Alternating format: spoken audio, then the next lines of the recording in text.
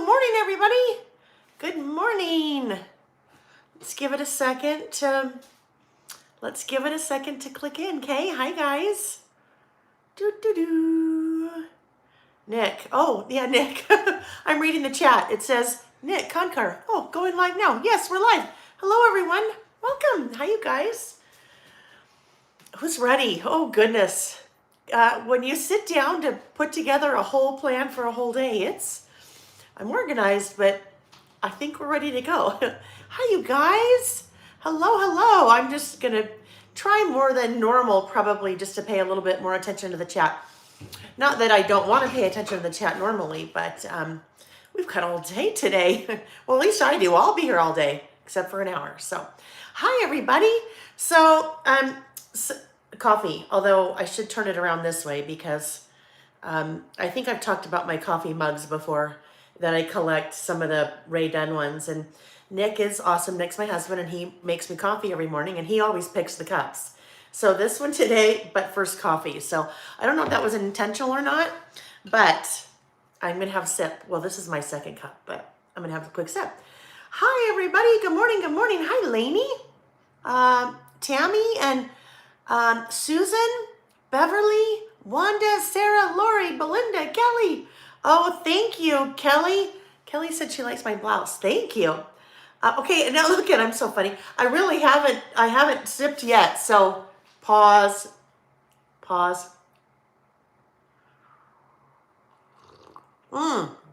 It's hot too. I love it. Look at that. Pam says, hi, everyone. I've got my squirrel shirt on and ready to go. I love it. Yes, Kylie, happy anniversary, Squirrel Squad. So some of us have been here for 2 years. 2 years on the 21st of March will be 2 years. So that is what? That's Monday. Isn't that crazy, you guys? Oh my gosh.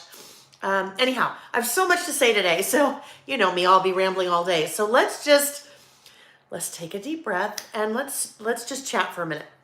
Normally I'm here every Saturday. Well, every Saturday when I'm not traveling. And we get together and hang out. It all started 2 years ago with the pandemic, when the pandemic started.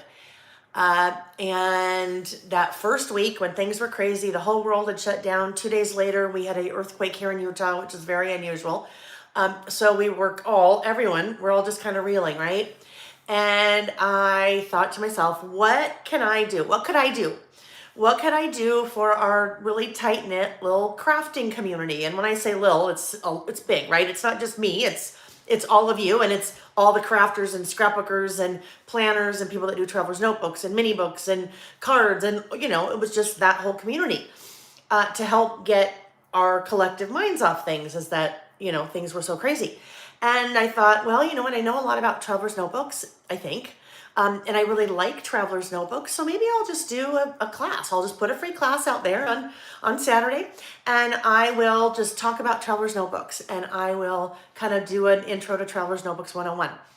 I did that. It was pre-recorded. I'd had a YouTube channel for quite a while, but never done really anything like that on it. So I did that. It was pre-recorded, and we had a lot of fun. After the first one, I thought, you know what? There's a little bit more. I didn't quite. There's a few more things I think I want to say. I know when you guys hear me say that, many of you are like chuckling because there's always something more I want to say. So a few more things I want to say. So I thought, you know what, I'm going to do one more. I'm going to pre-record one more, and I did that the next Saturday. And then we just continued. It was a huge outlet for me. Especially, well, it still is. Let's be honest, it still is. But especially during all those crazy days of the pandemic, early days, when nobody knew what was going on and we were all so scared, and realized that 2 years later, we still don't kind of know what's going on, and we're still scared. But back then we were really scared, and it just ended up being something that I needed every week and looked forward to every week. And from what I've heard from a lot of you, same thing for you guys. So that was 2 years ago. And it's so funny because that very first video that I did, the intro to Traveler's Notebooks, I recall, and if you haven't seen it, it's here on my YouTube channel. I think it's interesting. It's good. It's very informative if you don't know a lot about Traveler's Notebooks or need a refresher. But I remember the very beginning of that. I said, I really hope that in the future, if anyone stumbles across this video that will be like, oh my gosh, do you remember that coronavirus? And do you remember that? And look, at everything turned out okay. Well, little did we know what we had in store for us for the next 2 years, and I think probably the rest of our lives. But yeah, anyhow, it's kind of interesting. So here we are 2 years later. I'm going to stop and look at the chat really quick because I can see lots of chat going, and I hate that I can't see that. Hi, Susie. Just saw you pop on. Carol, love hearing this story of how it all started. Yeah, that's how we all started. And it just, like I said, as much for me, I mean, really, it really was for me. I'm like, oh my gosh. And for a long time, and it still does, it takes my mind off of things. And I love that I have a place to go every Saturday where I can craft and be with my friends. And you guys are my friends. Many of you, I don't know, we've never met. There are many of you that lurk, so I have no clue that you're ever here. But just knowing that this is a good, safe place, and it's a place that we can all get together and craft and do whatever, because we all do different things. When I get together with you guys, I list, and we laugh, and we play with different products, and we make mistakes, and we learn. Some of you are doing things that are entirely different. Some of you are working. Some of you are doing chores around the house. Some of you are driving and listening, but it's just kind of become this really neat place that I've grown to love. So thank you guys. And I know a lot of you have grown to love it too, because I love that you guys are interacting in the chat all the time with each other, which I think is one of the neatest things that's come out of this. Even I know a couple of you have been introduced and met in person, Mindy and Kim, which I think is just so awesome. So anyhow, that's how it all started. So if we talk about how it all started, I kind of have to talk about this guy too, because if you are newer or new and you see in the chat, people are talking about the Squirrel Squad. Well, that's this little guy. Our little mascot is Scatter the Squirrel. And you also may know him more as like this little guy, right? But in the early days, our younger son, Sam, was home from college because everyone was home from everything. And he was helping me on Saturdays because he was bored to tears. And I'm like, hey, just come help me. And so he was helping me figure out how to rotate the camera and do different kinds of things because it was all pretty new. And there were some times when he would try to think he knew more than me. If you have any kind of adult, young children, whatever in your life, you know that that's what happens. They think they know more than you. And so we would bicker. And I'd be doing something like crafting, and he'd be like, Mom, that's not how you do that. And I'm like, Sam, really? And I'm like, Sam, stop it. So it's kind of funny. But at the end of one of our earlier sessions, we were done, and he said, gosh, Mom, you sure talk a lot. And I said, well, yeah, I know. And I'm like, you've known me your whole life. You know this about me. And he said, yeah, but you kind of ramble sometimes. And I'm like, yeah. And you kind of squirrel. And I said, I do squirrel a lot. And so later that day, I'm like, Sam, you know what I need to do? I'm going to go to Amazon because we couldn't go anywhere. I'm going to go to Amazon and I'm going to find a squirrel. And that squirrel can be our little mascot. And so that's where this guy came to be from one of our Saturday sessions. So squirrel is the mascot because that's what I do. And if you haven't spent a lot of time with me as we start playing, you'll see I'm talking about something and then whoop, squirrel, and I'm on a totally different tangent. Most of the time I circle back to where I was. Sometimes I don't, and that's just me. It's my personality. So that's the squirrel. So after I got the squirrel the next Saturday, I introduced him to everyone here. And a bunch of the ladies were like, he needs a name, he needs a name. I said, great, you guys name him. And so that was the name that people kind of collectively came up with, Scatter. So that is Scatter, our mascot. And a lot of the ladies now, I should say men, because I don't know, there may be a few men, but all the people that are here, some of them call themselves the Squirrel Squad. So that's kind of a little back history and where that came from. And that little Scatter the Squirrel now has, oh my gosh, his own products. He has washi and a sticker and a pin and a bag and a stamps. And so it's been kind of fun. All right, so now I'm going to go back and look at our, let me look at the chat because you guys, I've missed so much. Karen, exactly. Hi, Karen. Karen said, stay in your lane, Sam. Yes, Sam needs to stay in his lane because I guarantee you, if he's over here putting new switches, new fan, all kinds of new, electricals in for me, and I try to tell him what to do, he would absolutely tell me to stay in my lane.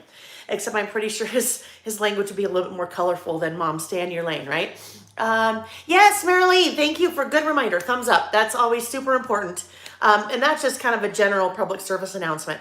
That is the best way that you can support anyone on social media, anyone on YouTube. Thumbs up and comment.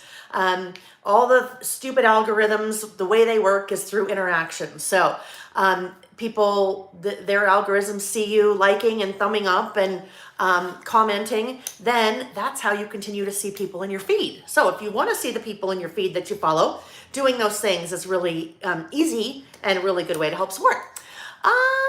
Okay, guys. Oh, Lori said, squirrel. I thought it was because we are nuts. Well, I'm sure that's part of it too, because I know I'm nuts as well.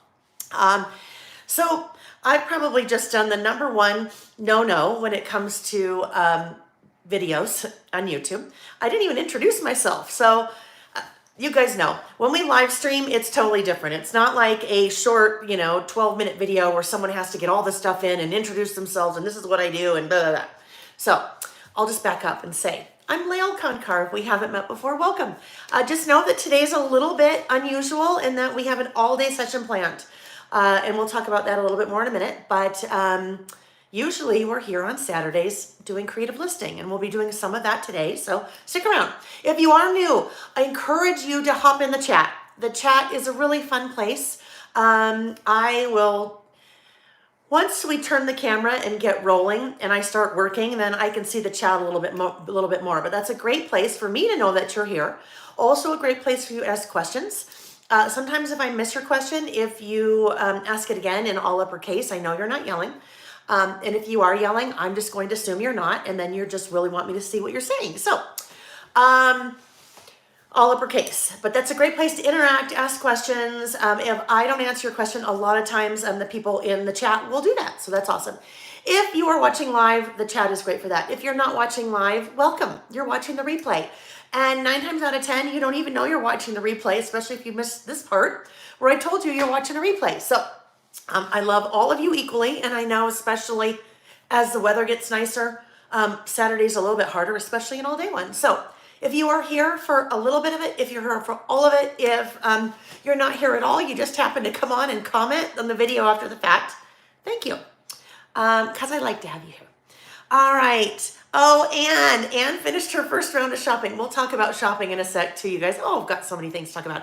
Oh, and I just saw Anne's comment again. She said she's just started listing again after several months off, and I really miss it. I love that. And that's the kind of thing, you guys, with what we do on Saturdays and what's a big part of my life, and it's always been a big part of my life. Making lists has always been a big part of my life. That's kind of my sanity. That's how I keep my head on straight, know what is going on and what I need to do. But the beauty about doing the creative listing that we do is that you can pick it up anytime. It's kind of like riding a bike, except it's a lot easier than riding a bike because you just need a pencil and something to write with. If you have a few minutes, you can go back to the 2020 list of lists. You can go back to the 2021 list of lists. Pull out a list and just start writing. So it's easy to kind of stop and start and stop and start.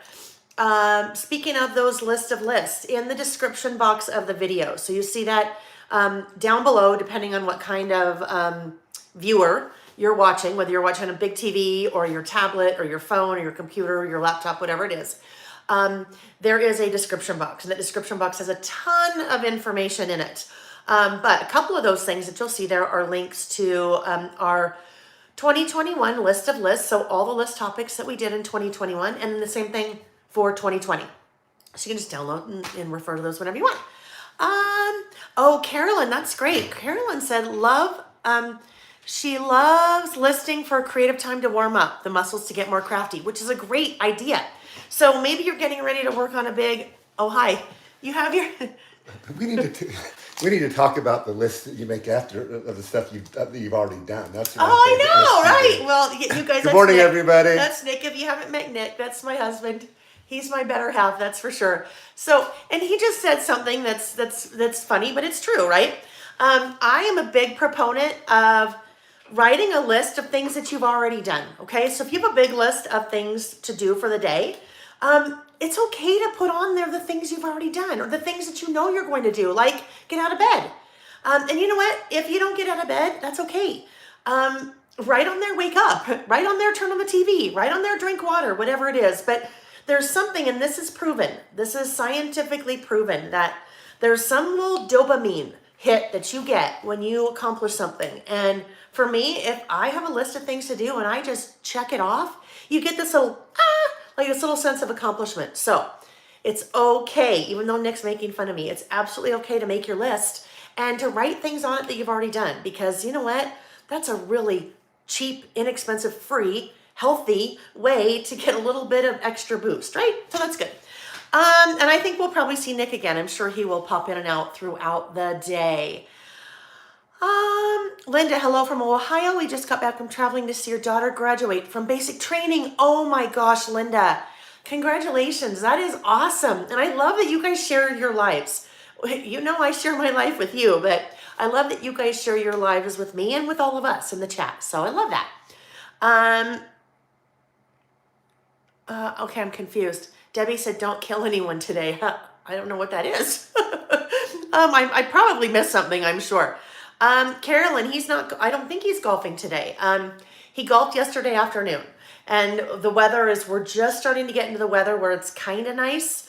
But I think tomorrow it's supposed to rain, snow again, so who knows? He's going to stick around and help me for part of the day. Help me. Like, I have an hour break scheduled for us. He will make sure I get fed during that time because it'll be crazy. And then right at 2 o'clock, when we start again, 2 o'clock Mountain Time, I'll talk about the schedule in a minute, I'm going to use his phone. So I can use his phone to show you guys some things and then use my phone to record. And then he's going to go help my dad with some things. So I don't think he's golfing today.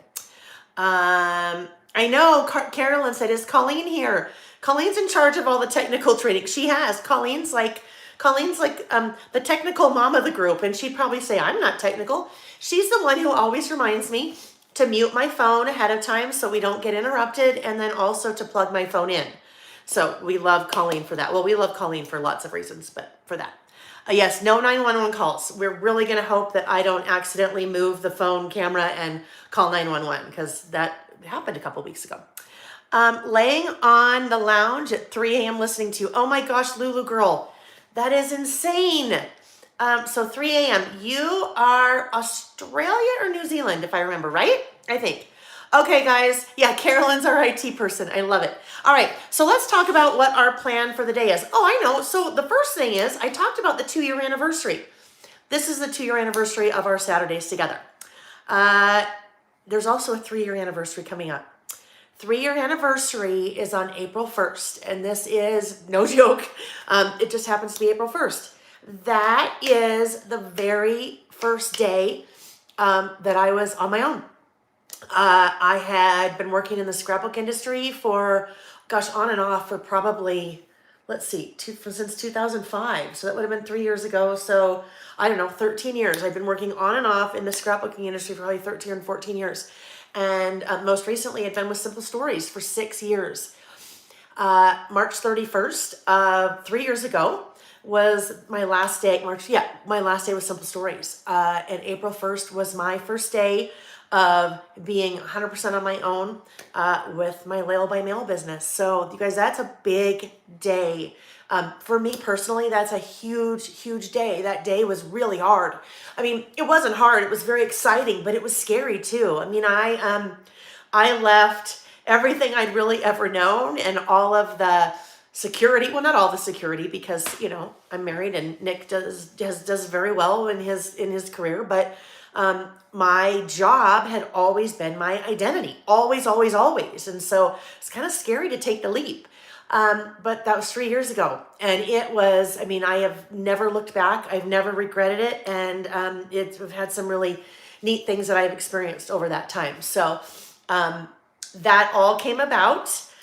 It was an intervention, serious intervention. My husband, Nick, my mother, Sam, our younger son, and Jack, our older son. So boys were probably 21 and 18 at the time. They basically sat me down and said, you can't keep doing this, because my Simple Stories job was full-time, and, you know, 90% of the time I worked from home. And then I'd been teaching on the side and doing all different kinds of things, and that had grown so much that basically I had worked myself into 2 full-time jobs. And, you know, we just do what we do. But it took them sitting down with me to say, you can't do this anymore. You're killing yourself, and you can't sustain this. And they said something has to give. And so I made the really hard decision, because I loved Simple Stories, loved my job at Simple Stories, loved the people at Simple Stories, and made the decision to give that up and do this. So here we are 3 years later. So two within 10 days of each other, the 21st of March and April 1st, two really big dates that I couldn't let go by because we got to celebrate, right? So we're celebrating today with an all-day session and celebrating today with some fun new products and some sales. So let's talk about the plan for today. There are two different sessions. There's a morning session, which is 9 a.m. to 12 Pacific time, 9 to 12 Pacific time. I'm Mountain time, but I never use Mountain time because that's where the weird time zone. People are like, wait a minute, what is that? So 9 a.m. Pacific to noon Pacific. So over the first 3 hours will be our session this morning with the link where you are now, okay? We will take a break from noon to 1 Pacific time. So this video will end. This link will end, and then we'll take a break. I will regroup. I will get something to eat, get something to drink, go to the bathroom, and then we will start up again at 1 o'clock because I'm looking at my notes, which are Mountain time, at 1 o'clock Pacific time. And then we'll go until, I don't know, 5:36. We'll just see how it goes. Pacific time. That is the second session. That's the afternoon session. There is a separate link for that. So just know the morning session will end. We have to do a separate link because we can't end in the middle and then try to continue. All right. So if you are lost, just if you go to my YouTube channel and that's how you got here, hopefully you will see two different sessions. You'll see the afternoon link for this afternoon. So here's our plan for this morning session. And I have to look at my notes. Sorry to keep looking down. Once we get going, I am going to show you my new stamps that released last night for pre-order and my new washi that also released last night for pre-order. We are going to take one of my new stamps. It's called Swatch This Inks, and I'm going to show you how I swatch my inks so I can really know what color. So I'll go through that, and then we'll have some giveaways mixed in too. So I'll talk about that in a second. Then we'll move to our first list. So our lists are in the description box of the video, so you'll see that, but our first list is things I'm looking forward to this spring. After that, I am going to show you how I recover my inserts. Once I'm done with the Traveler's Notebook insert, how I recover it before I kind of set it off to the side to move on to a new one. And I'll show you the tool that I use for that, so I'll actually do that. And then before we break for the morning session, we'll have another list called Silver Linings. That Silver Linings list, and when we get ready for that one, I'll tell you. But I think it's Tracy. I want to say maybe Tracy Carell. If not, I have it in my notes when we get there. But if it's Tracy, she, whoever it was, recommended that list a while ago. And I thought that's a great topic, especially for right where we are right now. We just kind of marked that 2 year of the pandemic. So Silver Linings. We'll talk about Silver Linings. That's what I'm going to list about. So that will end our morning session at around noon. Well, it needs to end at noon, at noon Pacific time. Take a break for an hour, come back on, different link, our afternoon session. So plan for the afternoon session. We're going to start out. I get so many requests to talk about this, and I will also put it in a video form where it just is its own video, but I'm going to walk you through the Epson PictureMate PM400 printer. So I'm not going to spend a lot of time on the printer itself and how it works because that's pretty self-explanatory. But what I do want to spend some time with is the Epson Creative Print app. And that is the printer I use, an app that I use to do probably 90% of my photos in my traveler's notebooks. So I will actually use the app. I'll be using the app on Nick's phone, so you'll be able to see exactly what I'm doing. You guys can ask questions if you have questions, and I'll walk you a little bit through my workflow on how I find photos and make it really easy to print photos using that app. And that's how I also print my little photos. So we'll do that. Then we'll do another list, advice to my younger self. I could go on and on and on about that one, but that'll be a fun one. And then we have another list that we'll do after that. For me, it will be favorite 80s bands. We had a lot of fun last week doing 80s fashion or high school fashion. High school for me was in the 80s. Doesn't matter when in the 80s, but high school fashion from the 80s. And we had so much fun kind of talking about that decade for me that I thought it'd be fun to do like 80s bands or 80s music. So if 80s was not your era and not your thing, then you just switch the decade, right? You could say 2000s, or you could say the 50s or 60s or whatever. After that, we'll do a little bit of a demo on how I do tip-ins and waterfalls, because I also always get a lot of questions about that. And then we will end the day with one last list called In the News. And that will be using one of my new stamp sets. So I'll actually be using all 4 new stamp sets. So you can kind of see those in action as we get going today. All right, any questions? Let me look. I've missed a whole bunch of stuff, you guys, so I apologize for what I missed in the chat. Any questions about what we have planned for, the day? Yeah, and Karen actually did a really fun thing. Karen Haynes, I just saw her say programs, and I think what she meant by that. When we were doing the 80s list, high school fashion list last week, she had a really good idea, and she kind of worked on a different list while we were all working, or while I was working, and then she posted it in the Facebook group. So her list was all different things from the 80s. So it was programs, food, music, clothing, different things like that. And that was one list that she did. So that was really fun too. Speaking of that Facebook group, if you don't know about the Facebook group, there's a Layle By Mail Facebook page and a group. So the group, I don't know if anybody knows this, but the difference between a page and a group on Facebook is a group you guys can post too. You can do posts, whereas in a Facebook page, only the admin or owner of the page can do the post. So in the Facebook group, it's really fun because you guys share all kinds of your lists in there. And I love that. I think it's really fun for all of us to see what everyone's working on, not just what I'm working on. I need to take a family photo to commemorate the day. I do, Terry. So Sam will be here later. Sam and Nick will be here. Jack won't be. Jack's, in Washington, so we won't see him. But we for sure need to take a family photo because we did that a year ago. Jack was here because it was pandemic. Anyway, Karen, can we order your stamps outside the U.S.? Yes, you can. Unless you're in the UK or the EU. I'm so sorry about that. It hasn't always been that way. Last summer, when all the new VAT laws went into place, they made it very difficult for small businesses in the US or outside of the EU and the UK to do business, because you have to file taxes in each of the individual countries. And anyhow, so if you are in the EU or UK, unfortunately, no, unless you have a friend that lives somewhere else, and I could ship to the friend, and yeah.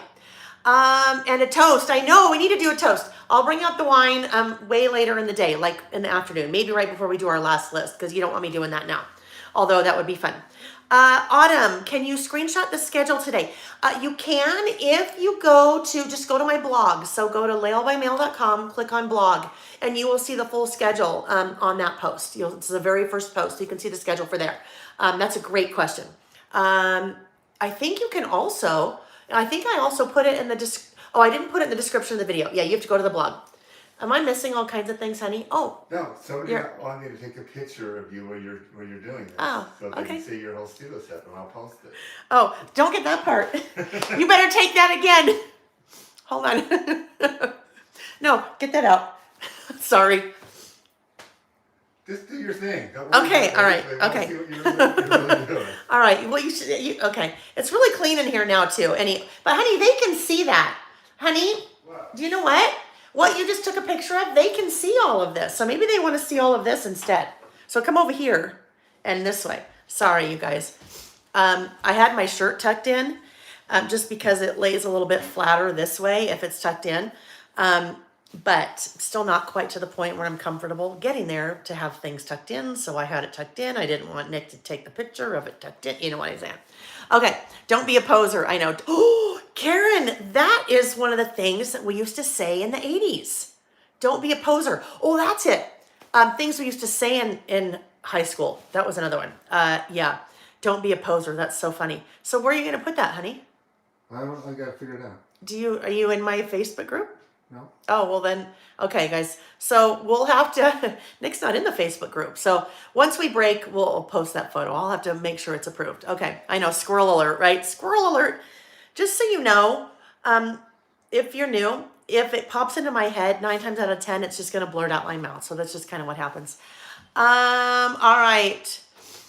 Okay. Oh, look at that. Natalie said she's usually a lurker. That means there's someone else that's a lurker. Carol Lee, Salt Lake City. She's not very far from me. Oh, that's good. Lynette. I love it. Lynette. Told him to take a picture for your documentations, not ours. Perfect. Yes, because I would like that. You guys don't care. I mean, not that you don't care, but you know what I mean. Terry, you are adorable. The look on your face when Nick walked in to take your picture was wonderful. Oh my gosh.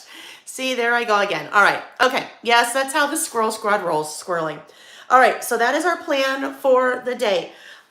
So let's talk about, and I'll show them in a minute, but let's talk about, some of you have been ordering, which is awesome. I love that. I love that you guys support me. But remember, even if you can't, or even if you're out of the country or whatever, support is as easy as thumbs up and leaving a comment. So everyone can support. If you, normally I say, oh, if you need to add to your order, because a lot of times that's what happens. I'll be doing something and you've already placed an order, but you want to add to it. I'm going to ask for today that you just go ahead and place a separate order. And still send me an email and say, oh, I want to add this to my order. You'll be charged shipping twice because you'll have two separate orders, but when we go to ship your order, I will refund that shipping. It's going to be a lot easier. And I don't know, I'm pretty well stocked on all my new products, but you may be ordering something else that if you send me an email and say, please add this to my order, by the time I get to that tonight or tomorrow, it may be gone. So if you've already placed an order, want to add to an order, place a second order, send me an email saying, please combine the two orders, and I will refund the shipping when your order ships. Let's just make it a lot easier on all of us. Today, if you missed it, lots of new Layle by Mail products, and there's also existing Layle by Mail products. As part of our celebration, I thought it would be fun. I've never done this. I don't put things on sale very often. Some product I do when it gets down to the very end, but you know, not my own things. 15% off of all Layle by Mail branded products through the end of tonight, which is March 19th, 11:59 p.m. Pacific time. So, and that's new products also, and the old ones. Well, not old ones, but existing, I should say. All right. So we've talked about lots of housekeeping. We have a couple prizes to give away from last week. So let's do that. Okay. I just want to make sure that I am not missing anything. Okay. I probably have, but all right. So we had a couple giveaways from last week. Again, if you're new, I do giveaways every week because I like to share. So the way that you participate in giveaways normally is I ask you to leave a comment on the video when the video is over. But when we do fun days like this, we'll be doing some giveaways live for those of you that are live, and then also doing some giveaways after the fact. And anyone can participate in the after the fact. So even if you're live, you can still leave comments on the videos after for other prizes. So we did 2 prizes last week though, and I need to talk about those prizes. The way that I draw those prizes, I look at the comments on the video. I sort them by newest first, and all I do, I just scroll and stop. And wherever I stop, that's a random winner. So we had 2 prize winners last week. One was Jessie Brown. And even when I replied to her comment, I'm like, yes, it's totally random. So Jessie wins the favorites, my brand new favorite stamp set. So congratulations, Jessie. And I'll show you guys all those in a minute. And the other one is Dino914. And Dino914 wins my new Swatch This ink stamp set. So those were fun. Wanda, the discount is on Layle by Mail products, just the Layle by Mail products. But there's also a sale link. If you go to my website, under shopping, you'll see a link that says sale. There's all kinds of products for sale. Or on sale, I shouldn't say for sale, on sale. But that 15% off is just on the Layle by Mail stuff. So hopefully that clarifies it. All right, so let's go ahead. I think we're ready to flip the camera. And then I will be able to see a little bit more of what you guys are saying. All right, so let's flip the camera. I'm gonna try to do without the studio lights for a while because even I have short sleeve shirt on and it is toasty mosty. Okay, here we go. Rotate. I have other technology where we don't have to rotate like that using an online platform, but I don't use that one anymore. I used it for a couple weeks and had some feedback from you guys in that it was awesome because I could literally just push a button and switch back and forth. So I could even be working and you guys could see me still while I'm working.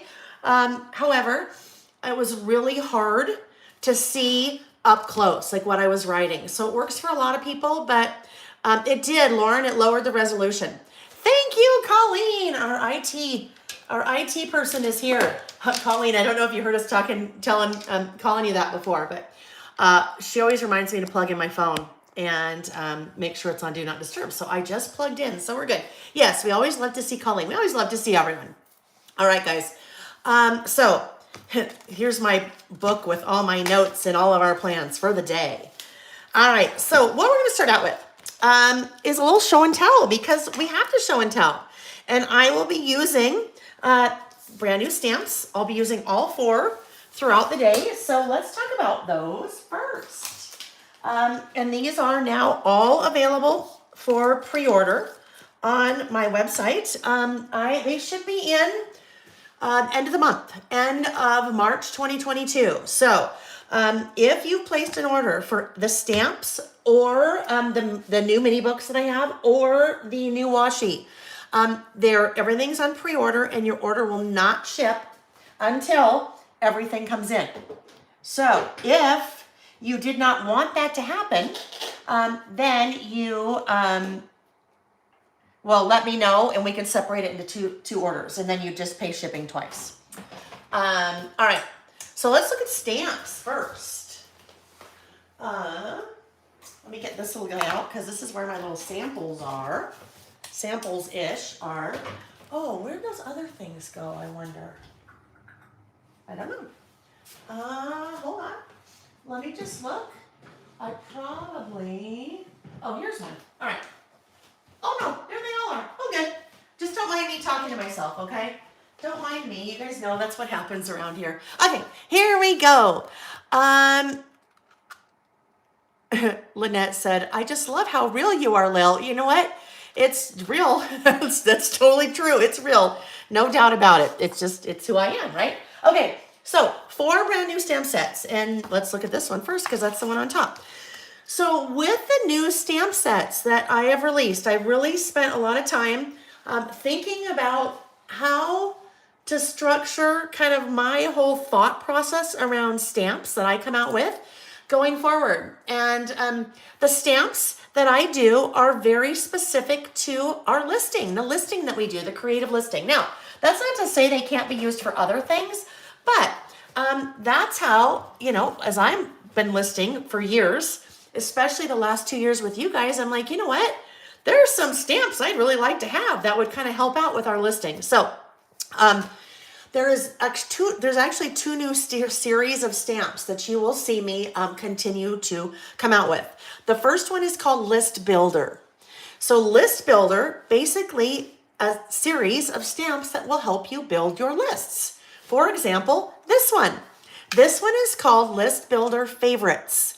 A lot of the lists that we do or that I do talking about favorites, favorite foods, favorite music, favorite people, favorite, my favorite memories about this or that. But we use the word favorite in a lot of lists. So I thought, you know what?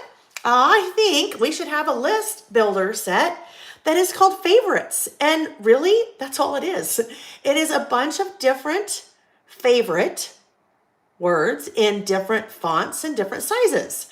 Some with my handwriting, some just other fonts. There's one really large one, there's a medium set, and there's a small set. But then there's also some pronouns, her, his, my, their, our. So you could be listing about yourself, my favorites, or my favorite. You could be listing about someone else, his favorite. So maybe I'm doing, you know, Nick's favorite pastimes, or I don't know, whatever. There are 2, well, there's really one other. There's one that says there. Now, there could be used in a couple of ways. And I try to think things through before I come out with something like this. I want it to solve some various purposes. So there could be used in 2 different ways. There could be used if I am writing a list about our boys and their favorite Christmas traditions, and so I want to see their favorite Christmas traditions, there in that case would be for two people, Jack and Sam. However, there could be also used a different way. So to be more inclusive for people that identify differently. So if you are doing a list about someone that identifies differently, then you could also use that word there. So that is the favorite set. We'll use that today, but here is a sample list that I put together for the packaging for that favorites stamp set. So this one was my favorite junk food, and I stamped the medium size favorite right there. So that's a fun.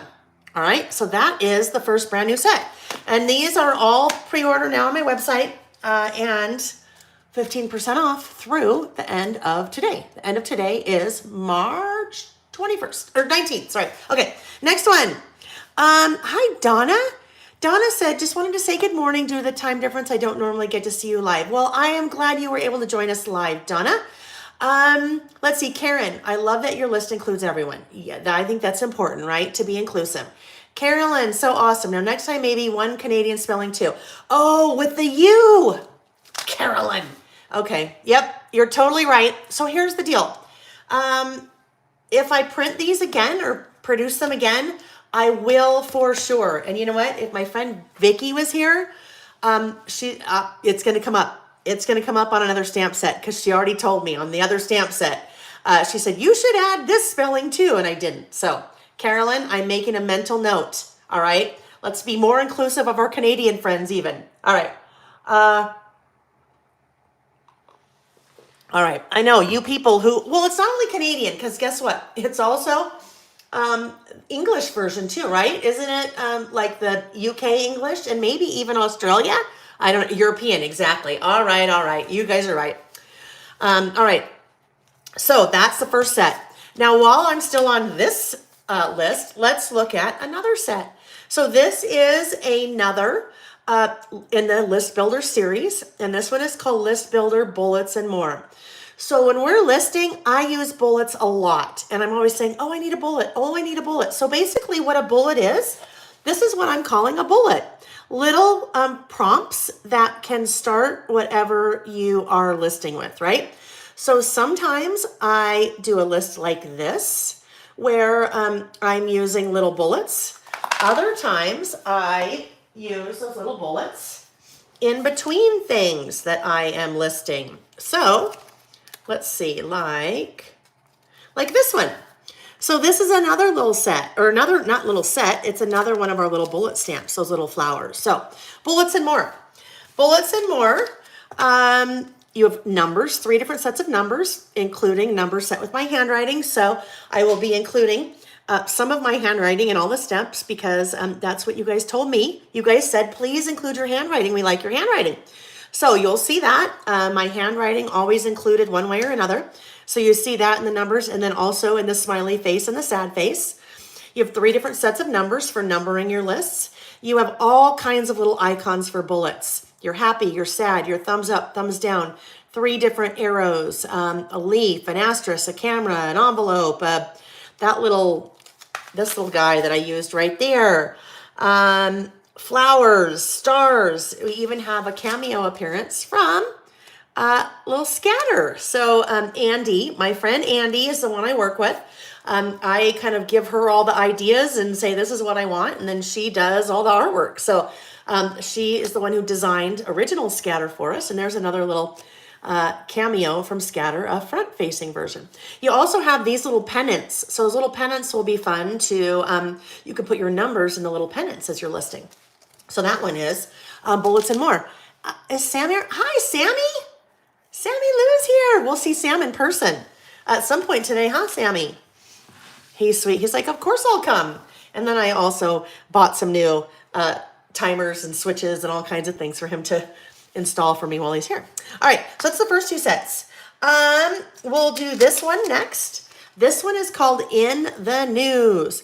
Pam is watching while she's working on her journal at a crafting event. Oh, have fun, Pam. That sounds like a lot of fun. This one is called In the News.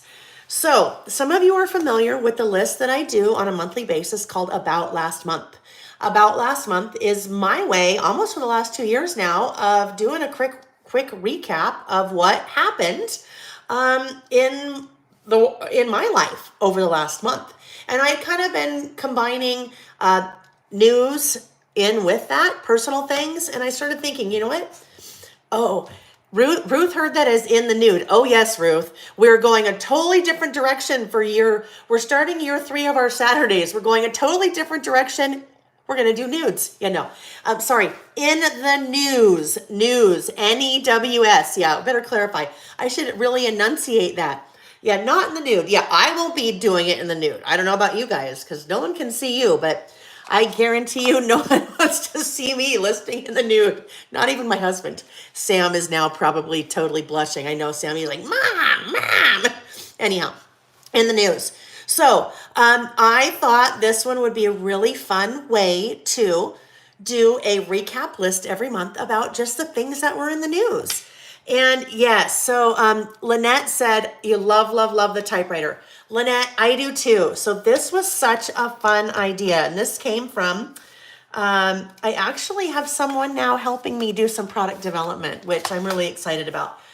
We've got some really fun things coming down the pike.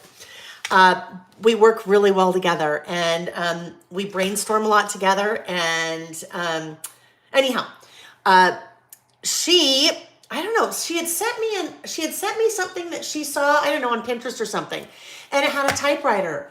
And I'm like, oh my gosh, we started brainstorming and I'm like, how fun would it be to have a typewriter that houses our list? So what's really fun about this set, you guys, the In the News, is that you can use it for In the News, but it's not just limited to that, right? Because you have a typewriter. This typewriter could be a base of any list. And really you could use the typewriter, for anything.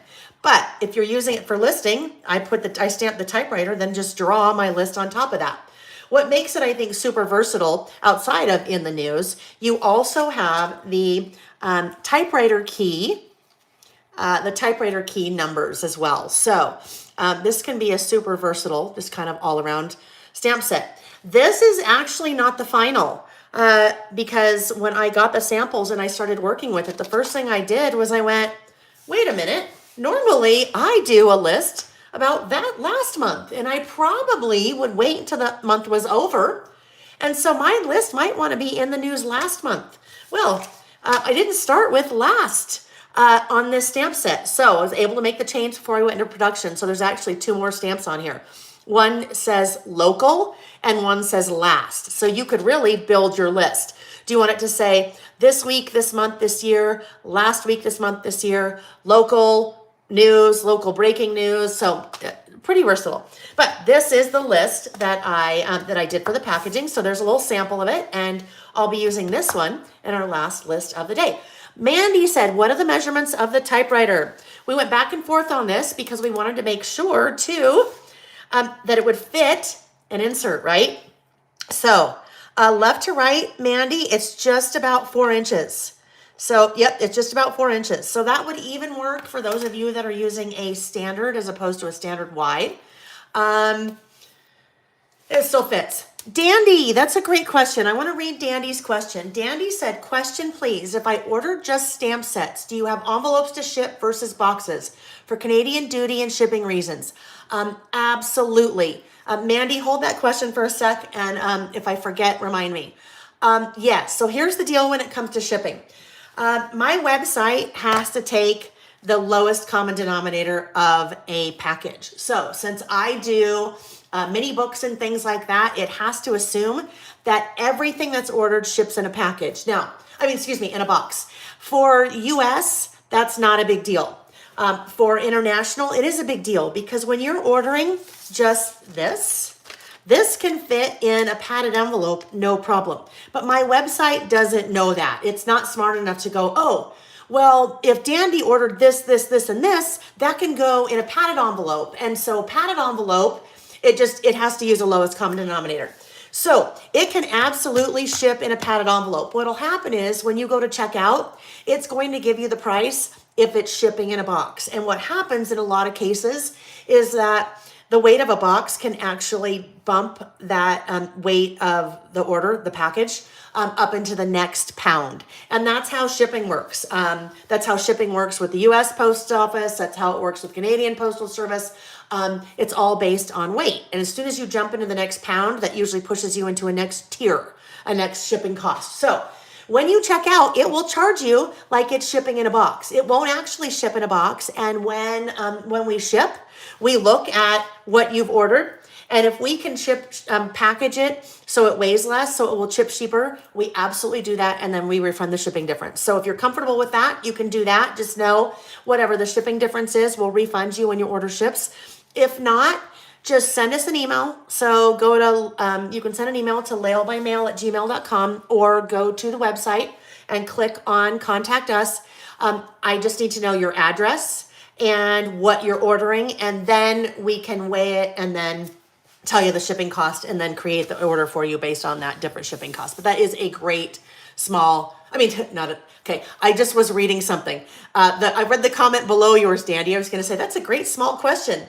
Tracy said, that's the benefit of a small business. They care. And I know some of you have experienced. Wanda just said it. Thank you, Wanda. Layle is real good with those refunds from shipping. And even some of you in the US, if we can ship it cheaper, we do that for you.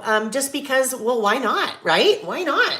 I like a deal as much as anybody else. And if I can save $1 by having double, triple, quadruple stacked coupons, or I don't buy anything online without searching for a coupon code first. Nick thinks I'm crazy, but there's a little squirrel moment.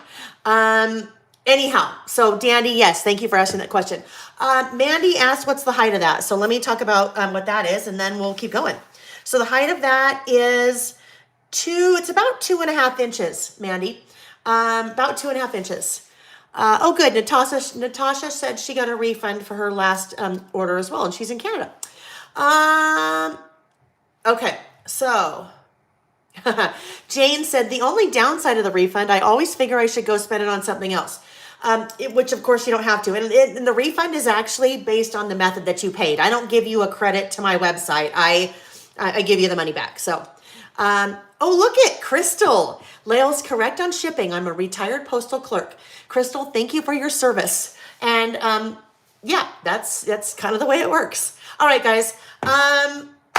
So that is the third. Oh, this is the other fun thing about that. All the little icons, so the little pencils. I stamped little pencils, but you have a little newspaper. You have a globe. You have kind of like an announcing thing, extra, even like a little tower and a little typewriter. Oh, and then even like a little newscaster microphone. All right, so that's the third. That is the third list. The third new set.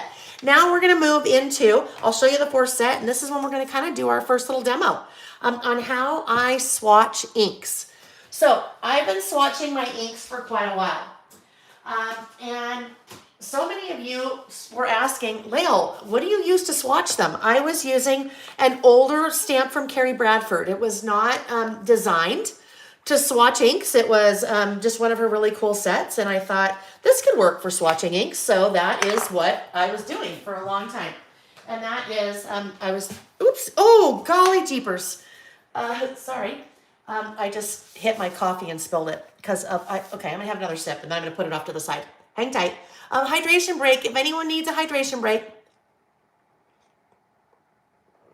Tracy, I love that. Tracy said, my Layle orders come through the best out of any that I've ordered from the US.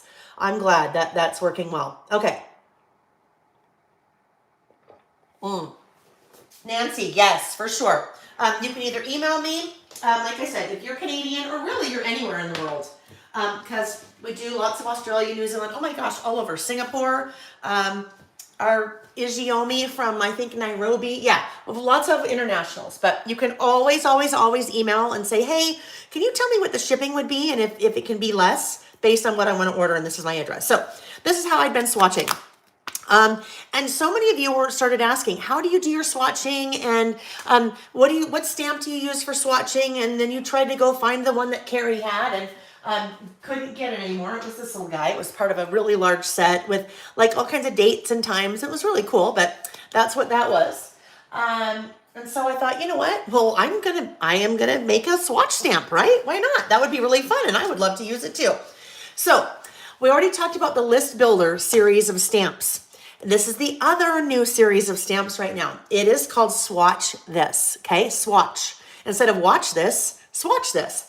So this is the first of 3 that have been designed. So there are 2 others you will see coming out later this year, but this is the first of 3. This one is called Swatch This Inks. So it is a stamp set, 4x6 stamp set that is designed for you to swatch your inks, okay? So there's 2 different ink pads, right? So that's meant to represent an ink pad, that one. And I did too because I had room on the stamp set.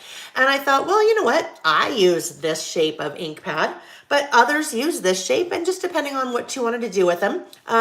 This one actually is 3.5 tall by about 2, almost 2.5 wide. So the other nice thing about having a larger swatch like this, you could, if you're swatching, you could stamp and put these in little 3x4 pockets and pocket pages. All depends on how you might organize your swatches. All right, so you have those 2 sizes, 3x3, and then like 2.5 by 3.5, I think I said. And then you have some words: color, brand, type, mix, note, little dotted lines, and a plus. All right, so my Canadian friends, when I mentioned before, hi Julie. Julie, a crop retreat in Cambria. That sounds like fun. Enjoy your day. Thanks for joining us. When I mentioned before, when my Canadians out here said, next time would you include the favorite spelling with a U, which I absolutely will. If I reprint that again, but going forward, I will definitely keep alternate spelling. I shouldn't say alternate spellings of other people in the world besides the Americans. You know, that's just what we are. We're just focused on ourselves and centric. So, but I was talking with Vicki. I had this one all designed, and I had all of these words, but 2. And I had this designed. I said, Vicki, take a look at this stamp set and tell me what you think. Is there anything that I'm missing?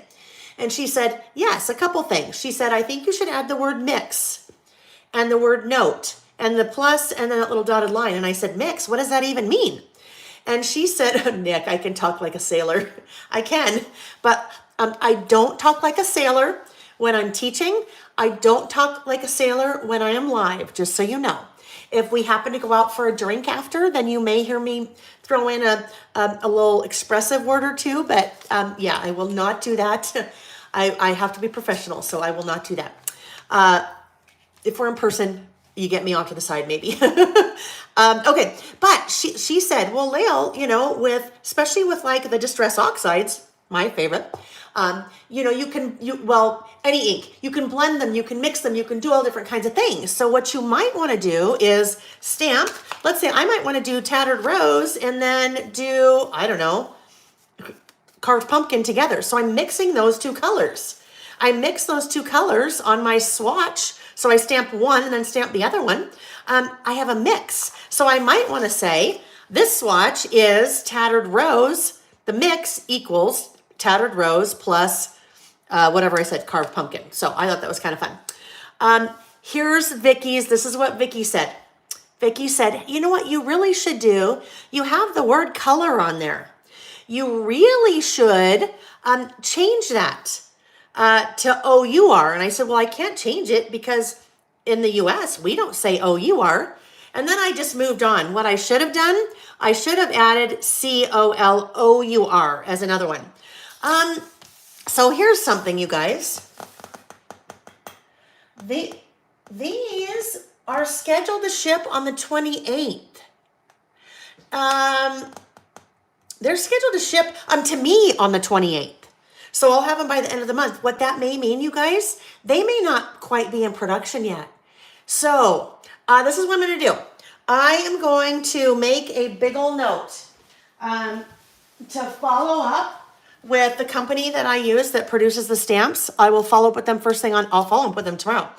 Can we change artwork on inks and favorite? Add C-O-L-O-U-R, and then for the favorite, I know I won't be able to, we may be able to squish, I don't know, we may be able to squish at least one version of a favorite in there, okay? But I will do my best, you guys, so that would be awesome if we can make that work. We will try. All right. So swatching. Okay.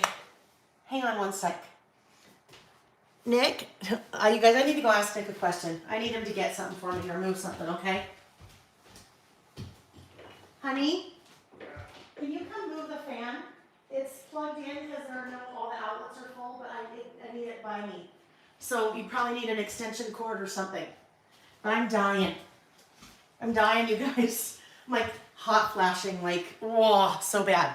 So there's a fan in here, but I have a big card table in here off to the side, all different kinds of. Wait, you just had an earthquake? Just now? Holy moly. Okay, Mimi, hopefully everything's okay. I'm gonna put on my face fan. No shaking, okay. Southern California, is that where you are, Mimi? Golly. Oh, Crystal, the last and local, actually, those did make it. Yeah, so these are just my production samples that we're seeing. The last and local, they've already made that change. So that artwork is already in, and the last and local are coming. Central Coast, oh my goodness. Wow. Well, hopefully everything's okay. Hopefully everything is okay.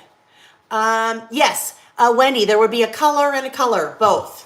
So with this one, there's definitely room here. So the color will stay, but then I'll do a COLOUR. So yeah, we'll do both. If I can do it. If I can get there before they've already gone into production. All right. All right, guys. Oh, the fan's moved. Whew. Okay, much better. All right, so swatching. Now we're back to where we were.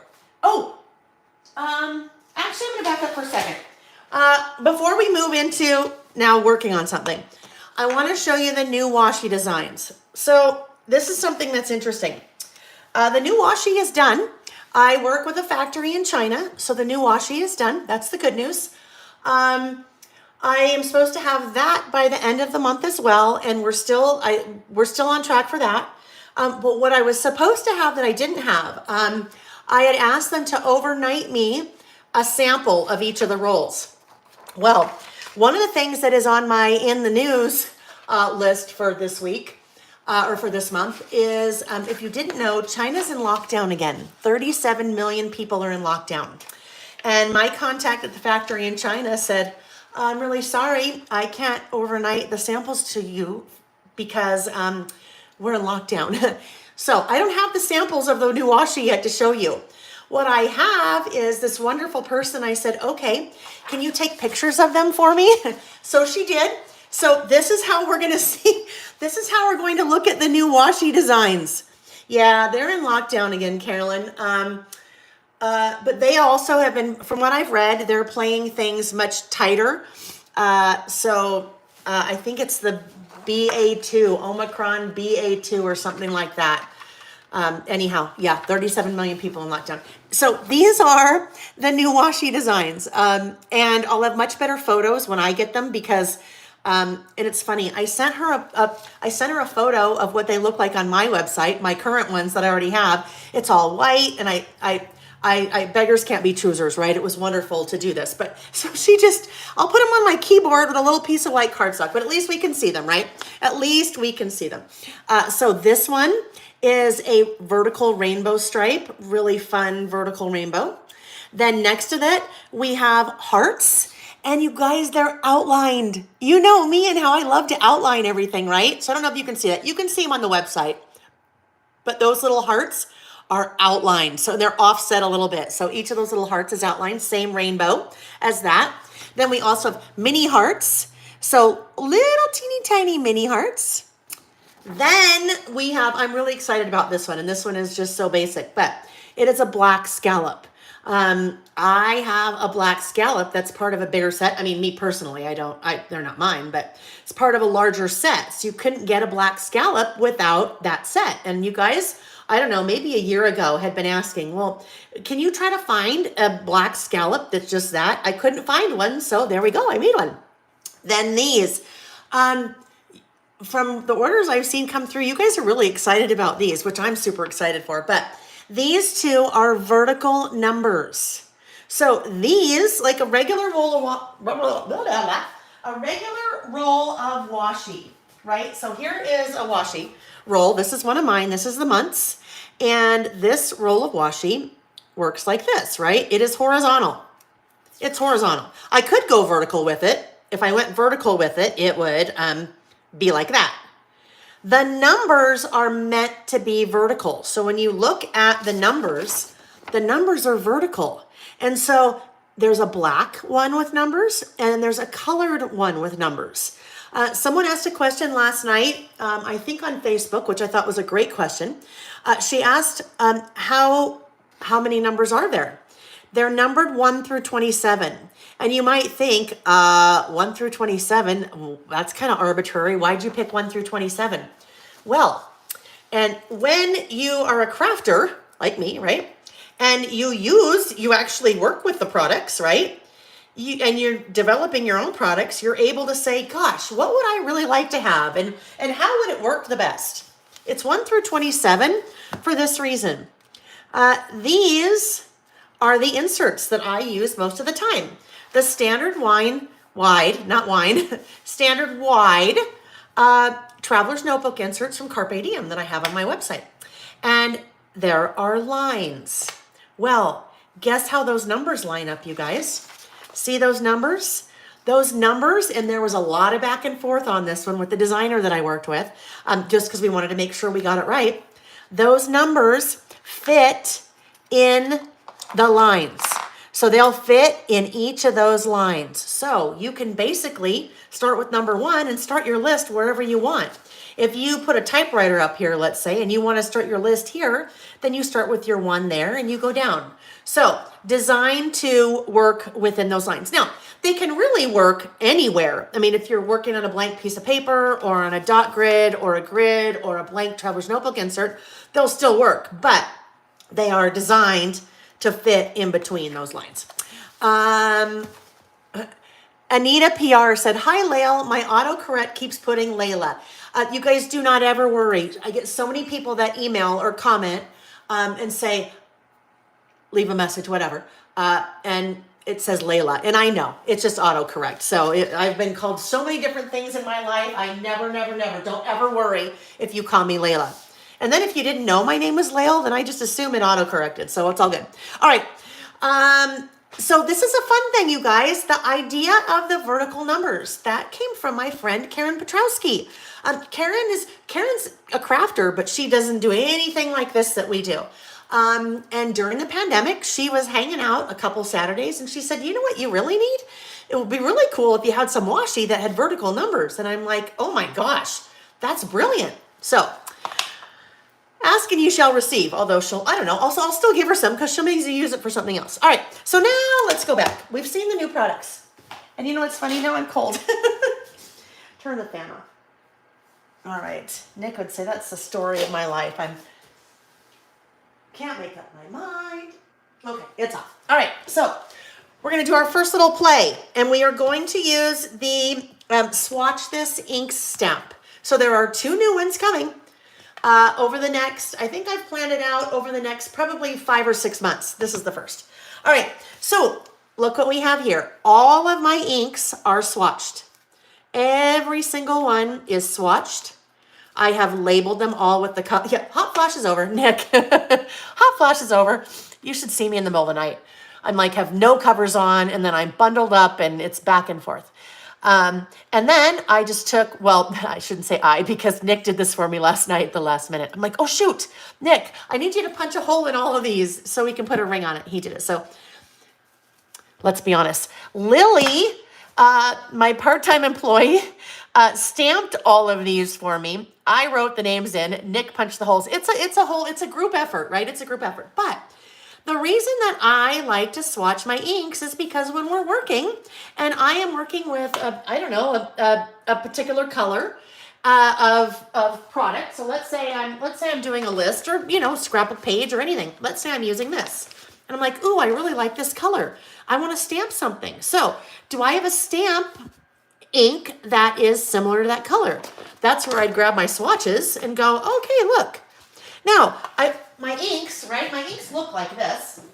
So you always have a color on your ink, and I prefer to use the oxides. That's just my personal preference. You do you. But I can see here, that's abandoned coral. Okay, that's pretty. But if I go to abandoned coral in here, I will see that it looks, I think I put that in the, more the oranges. There we go. So see, it looks a little bit different. I can get a feel. Hi, Rhonda. So glad you're able to join us. Karen. Okay, I'm going to scroll again for a minute. Karen, you probably didn't hear what I said earlier. You may not have been here.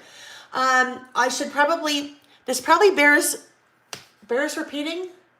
I don't know, whatever you say there. A couple times today. If you already placed an order and you see something else that I use and you're like, dang it, I really should have ordered that. You go ahead and place a second order. It will charge you shipping again, but place a second order, send me an email. Say, please combine my orders. When your order's ready to ship, we'll combine your we'll combine your orders and refund the shipping on the second order, okay? Normally I would say just email me and tell me to add to your order, and I can do that on the back end, and then you wouldn't have to have a separate order. But things are going to be crazy for the next couple of days, and I don't want to miss that. I also don't want something that you might want to sell out because it takes me a couple of days to see that. So long story short, if you already placed an order, you want to add to your order, go ahead and place a second order. You will be charged shipping again. Send an email with that order saying, please combine the orders. We'll ship your orders together when they're ready to ship and refund the shipping on the second order. Okay, anyhow, but it's just nice to have a swatch because you can see, oh yeah, that's not right. Ooh, but while I'm here, that orange, maybe I want to pull in the orange instead of the pink. And then I can find my orange. Ooh, carved pumpkin. Pumpkin looks pretty good. Ripe persimmon. Oh, there it is, orange marmalade. So I can even kind of look at things right next to each other. That's why I like to swatch my inks. I just think, for me, once I had swatched my inks last time when I had done it, I used my inks a lot more. And really, that's what it's all about, right? Using the products that we have. So I get questions about this all the time. How do you swatch your inks? So I will show you. We'll kind of walk through that. Oh, I need cardstock. Hang on. I saw someone had asked what cardstock I use to swatch my inks. And that's a really great thing to talk about. Not all paper's created differently, right? Not all cardstock is created differently. Not all cardstock is, you know what I mean? Everything's different. That didn't sound right. Not all cardstock is created differently. What? There's some double negative or something in there. You guys know what I mean. Equally. Oh my gosh. Wow. I hear Nick yell from the other room. It's equally. Not all cardstock is created equally. Wow. Thank you, Lynette. Not all cardstock is created equal. Wow. Well, just welcome to the Layle Show, you guys. This is just what happens. That's how you know I'm real, because it only took me like 3 minutes to, I'm like, that doesn't sound right. That's true, though. It's not all created differently. A lot of it's created the same. See, I was just trying to make sure you guys were paying attention. Wow. Not all cardstock is created equally. How about that? Some of you have told me, oh my gosh, I hate stamping because it never works. It's always weird and blurry, or it's not, I don't get a good image. I don't get a good impression. There's so many things when it comes to stamping that can really make a difference. But if you don't know, you don't know. So cardstock. I use the same type of white cardstock in my traveler's notebooks. I use it if I'm matting photos in my scrapbooks or mini books, but especially for stamping. So when I come in and when I stamp, like here, this is white cardstock. So I stamped on the white cardstock. The white cardstock that I use is 8.5 by 11. The reason why I do 8.5 by 11 is because in my traveler's notebooks, I can basically get at least two pieces without having a lot of extra, because the inserts that I use are 8.25, and that is 8.5 by 5, and this is 11. So I just use 8.5 by 11. I purchase it on Amazon. I have a link to it in the description of the video down below in the description box. So I think I get 250 sheets for like $11 or $12 or something like that. So you get a lot. It's smooth. It's a very nice, high quality. It's a nice weight, but it is smooth. So if your cardstock is texture, it's really going to affect potentially greatly your stamp impression. So let's say if I'm using like a basil cardstock that has the orange peel texture or the kind of crosshatch texture, it's my stamped image might look really funny because there's all that texture of the paper. So smooth, nice weight. That makes a big difference. And we'll talk a lot more as we're working with the other stamps on our list today, how to, some tips that will make kind of stamping maybe a little bit more successful for you. All right, so this is what I use. I need my trimmer. Let me grab just my little one here. And I happen to know that this is about 3 inches wide. So when I cut all these little swatches for Lily to stamp, I made them 3 inches wide. So if you're going to swatch your inks, your first step would be to get your cardstock, and I'd do a bunch of little 3-inch squares, potentially 3-inch squares. They might want to be a little bit bigger than 3 inches, and I'll show you why. So I'm going to do one with 3 inches, and then I'm going to do one that is, let's see, how tall is that one? Oopsie, that's 4. And the 3x4, remember that measurement, because this can come in handy in a couple of different ways in a sec. So 3x3, 3x4 cardstock. The paper that you're using is like probably the one of the two things that you can be most successful with is having a good quality paper. No texture. All right, so this, and we've talked about this before. I've used this a couple times before when we've been together. This is called a MISTI. It is a stamping platform.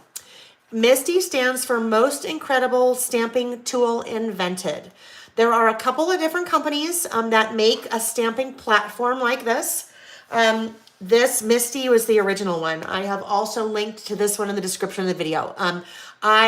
This is a tool, unless you do a lot of repetitive stamping, it's probably not something that I would recommend. When I say repetitive stamping, you're making Christmas cards and you're going to do 100 of the exact same thing. That's super helpful to have a platform like this. And this is just me saying it, right? I know a lot of people use a MISTI, even if they're not doing repetitive stamping. But for me, if I wasn't doing a lot of repetitive stamping, I probably wouldn't invest in it. Because I think it's maybe like $60 or $70.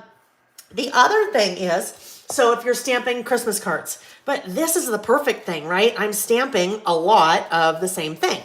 So with this platform, with a stamping platform, interestingly enough, if you read about the lady that started MISTI, this is based on X-ray technology. So there's like, she must have worked in a hospital or something. I don't know enough about her, but I read the story about how she came up with this concept. Something about X-rays, X-ray technology, a platform like this. So that's how she came up with the idea. So you have a base on this side, and you have kind of I don't know, I'm going to call it the lid. I don't know what it's really called, but this is what I'm calling it. You have the base, and then you have the lid. So the base is where you're putting what you're going to stamp on. All right, so this is my little thing I want to swatch. I put that on the base. Now, this base that it comes with is it's foam. And we've talked a little bit about stamping on foam before. And when we're stamping later, I'll do kind of a demo of where something else that I do where I stamp on foam. Because it just gives you a nice base, I guess, for your stamp to kind of go into. Anyhow, so you have that. I think it comes with 1 or 2 magnets, and depending on the size of what you're doing, you may use the magnet to help hold the paper down or not. I won't in this case. But you can see on my stamping platform over here, this is one of the Swatch This ink stamps, right? It's this guy. Please do not be alarmed that this is bright orange, okay? Don't be alarmed. That is bright orange because it has stamped all of these colors. Even it was cleaned in between each color. Kelly, that's the one I used, the Nina White. It is a Nina White that I mentioned, the one that's linked in the description. All right, so your stamps, my stamps are all manufactured in the US. They're wonderful quality. You guys tell me that too. But they're photopolymer, which generally means your stamps aren't going to yellow. Sometimes if you have stamps that are manufactured in China, again, not all stamps are created equal, that they're a little bit different quality, and sometimes you'll see the yellowing. Nothing wrong with the yellowing. Even if that happens, it's not going to affect your stamp. But stamps, photopolymer stamps will sometimes take on the color of the ink. Even though each one of these was cleaned in between each impression, it was a lot of ink over and over and over, and it just did. So nothing wrong with the stamp. If I stamped right now, this is totally clean. If I went like this, totally clean. You're not going to get any of that color, right? But that's because it's been clean. So you put your stamp over on the this side, the door side, I guess, and you put your paper over here. Now, what you see right here, I also have other stamps set up. I have other stamps set up because, and I'll just show you that one right now. Hang on. Where is it?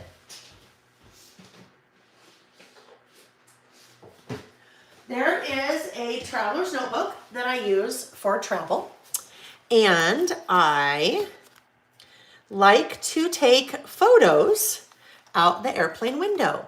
That's what this setup right here is for. So when I travel, when I can, I like to sit in the window of the airplane, and I like to take pictures out the window.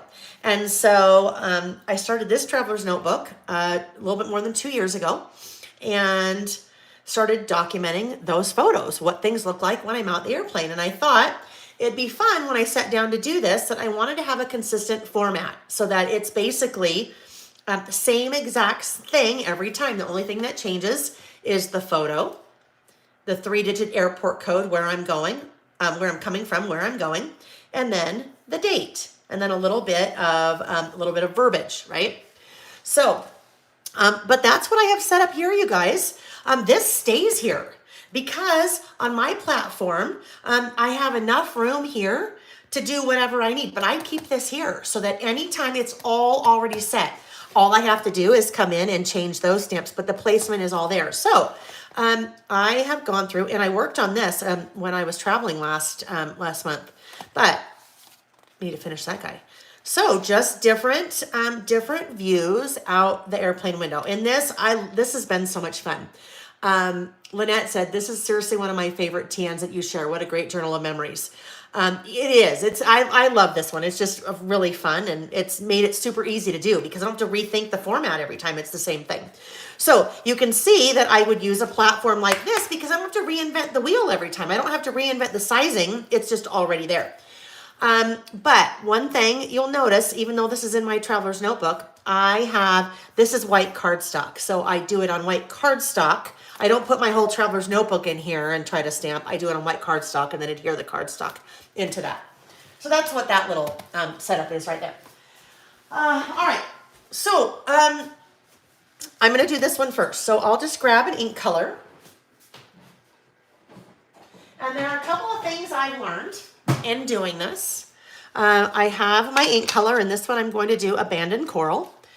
So I'm going to come in, and I want to really ink this up really well, okay? So I don't know how well you guys will be able to see that, but I can see that. Did you notice how I was going like this? Well, as I go like that, that's creating edges. The edge of that is creating an edge of ink on my stamp. I don't want that. Carrie said, what letter stamps font are you using for the airport codes? All of those stamps are different Carrie Bradford stamps. And I don't recall offhand which ones those are. If you want to send me an email and ask, then I'll look at it. I'll look at it and tell you. Actually, I do know because now I don't know what I did with that. Hang tight for 1 second. Because I do know. Here it is. So this is what I keep my Misty in. It always stays in here when I travel. It's in here. And this is not unpacked yet from my last little trip when I was working on this. Because look at, this is how I can tell you. They are, there it is, Brooklyn outline. So the stamps that I used of Carrie's, and you guys know me, I love Carrie, love her stamps. Brooklyn Outline are those letters. Those are printer's block numbers. And that one is called block of time. Well, part of that, that's block of time and numbers. That's what those stamps are. Yep. Okay. All right. So let's go back to inking. So I don't want to kind of rotate because I'm going to get weird lines. And I really, with this guy, I really want to ink that up well because I want it to be nice and solid. I want to get as much ink on there so I get a really good solid impression here. So this is what I'm going to do. I'm going to do that. Oopsie, hold on. That's in the way. Move that over there so it's not in the way. All right, there I go. So I'm going to take this little guy, and this is not a necessity, but I think they're pretty awesome. This one is made by a company called Stamptabulous, my friend Angie Blom's sister. So I'm going to press down really hard right here, okay? I know, because I've done this, that because this is a larger surface area, I want to try to get as much of that ink saturated into the paper as possible. So I'm going to press hard. What you're stamping on is really important, you guys. If you're trying to stamp on, let's say, a card table or something that doesn't have a really solid surface, your stamp is not going to get maybe as good of an impression as you'd like because there's give in the table. So even if you're like at a crop or something, you know how sometimes you're at like a 4-foot or 8-foot or 6-foot table, even that sometimes not the greatest because there's some give in the table. So you want something that is really, you want something that's not going to have any give to it. So I do that. And then I'm just going to do this now to kind of spread that out. I want to make sure because there's, you know, edges. I want to try to make sure to get that nice and spread out. All right. Now I'm going to open it. Now it's sticking to this right now because I have cut my my cardstock that I'm stamping on to the exact same size of the stamp. If I had put it here, then I could have put my magnet there. My magnet would hold that paper down so that when I lifted back up, the paper would stay there. But for what I'm doing, I want it to be that size. So now what I can do, let's lift it. Actually, that looks really good, right? I have a really nice impression. Wanda, I cut the cards. I cut them at 3x3 because that's, you can see it's a little bit bigger than that stamp. So I cut them at 3x3.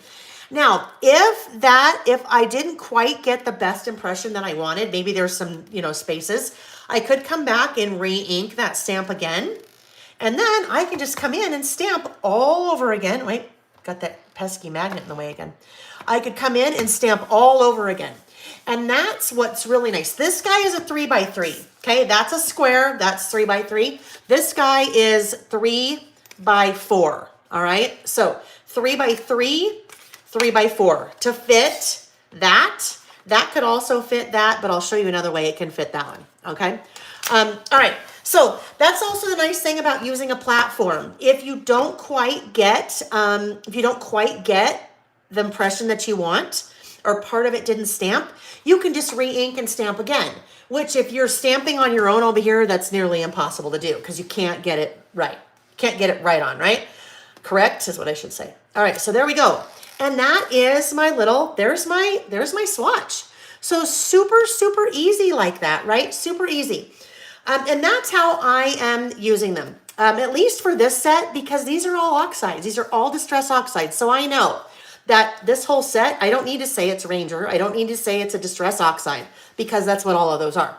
But if I wanted to do that, that is where these other words come into play, right?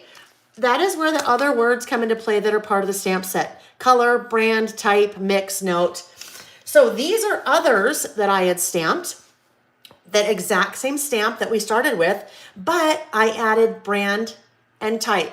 Wanda, I don't sell the platform, but I link to it in the description of the video. So if you click on the description of the video, you'll see it. It says Misty, and then if you follow that link, I think it takes you to scrapbook.com. And then if you follow that link, then I get a little something. It doesn't cost you anymore, but Okay, so what I would do if I wanted to do this guy, and this is a really, I think this is a really helpful tool to show if you're using a platform like this. If not, then you just stamp that one first, and then you could either stamp that separately, or let's do this two ways so we can look at both ways, because not everyone would have or use that. All right, these are the stamp sets that I use on my, that I use all the time for my stamping. Oh my gosh, you guys, I'm so far behind. You knew that was gonna happen though. That's all right. Let me pull this guy off. I'm not gonna pull it off of here yet. Don't wanna pull it off of here, I'll pull it off in a second. So if I wanted to do something like this, where I'm swatching and I wanna know that this is range or distress oxide, the reason I might wanna have something like that, where I have distress oxide, is because sometimes I might have something like this, where I have both the oxide version of a color and the ink version of the color. Pigment ink, dye ink, that's the difference. Distress oxides are pigment, distress inks are dye. Pigment dye, yeah. They have different properties, different uses. Now, I am not a huge mixed media person, so I just know what I like is what I like. But that is why you might want to use the stamp that says type, so you know which is an oxide and which is a regular ink. And if you're using you're swatching other things besides the oxides, you might want to know which brand it is, right? So let's go back to this piece. Now we know when we stamp that is going to be stamped right there, right? But if I wanted to add my words, brand and type, I'm thinking, oh gosh, well, how do I know where to line them up? Like, I know I want them in that space, but how do I figure out here where I want to line them up? I want them to be in a certain spot, right? So this is what I would do. I'm going to use a brand new one of these. I don't remember where I saw this, but I saw it in someone's video or something. And I'm like, oh my gosh, that's genius. So what I would do is I would set my stamp where I want it to stamp on the paper, like that. And then I would say, but not color. Well, I could do color, but I'll do brand and type.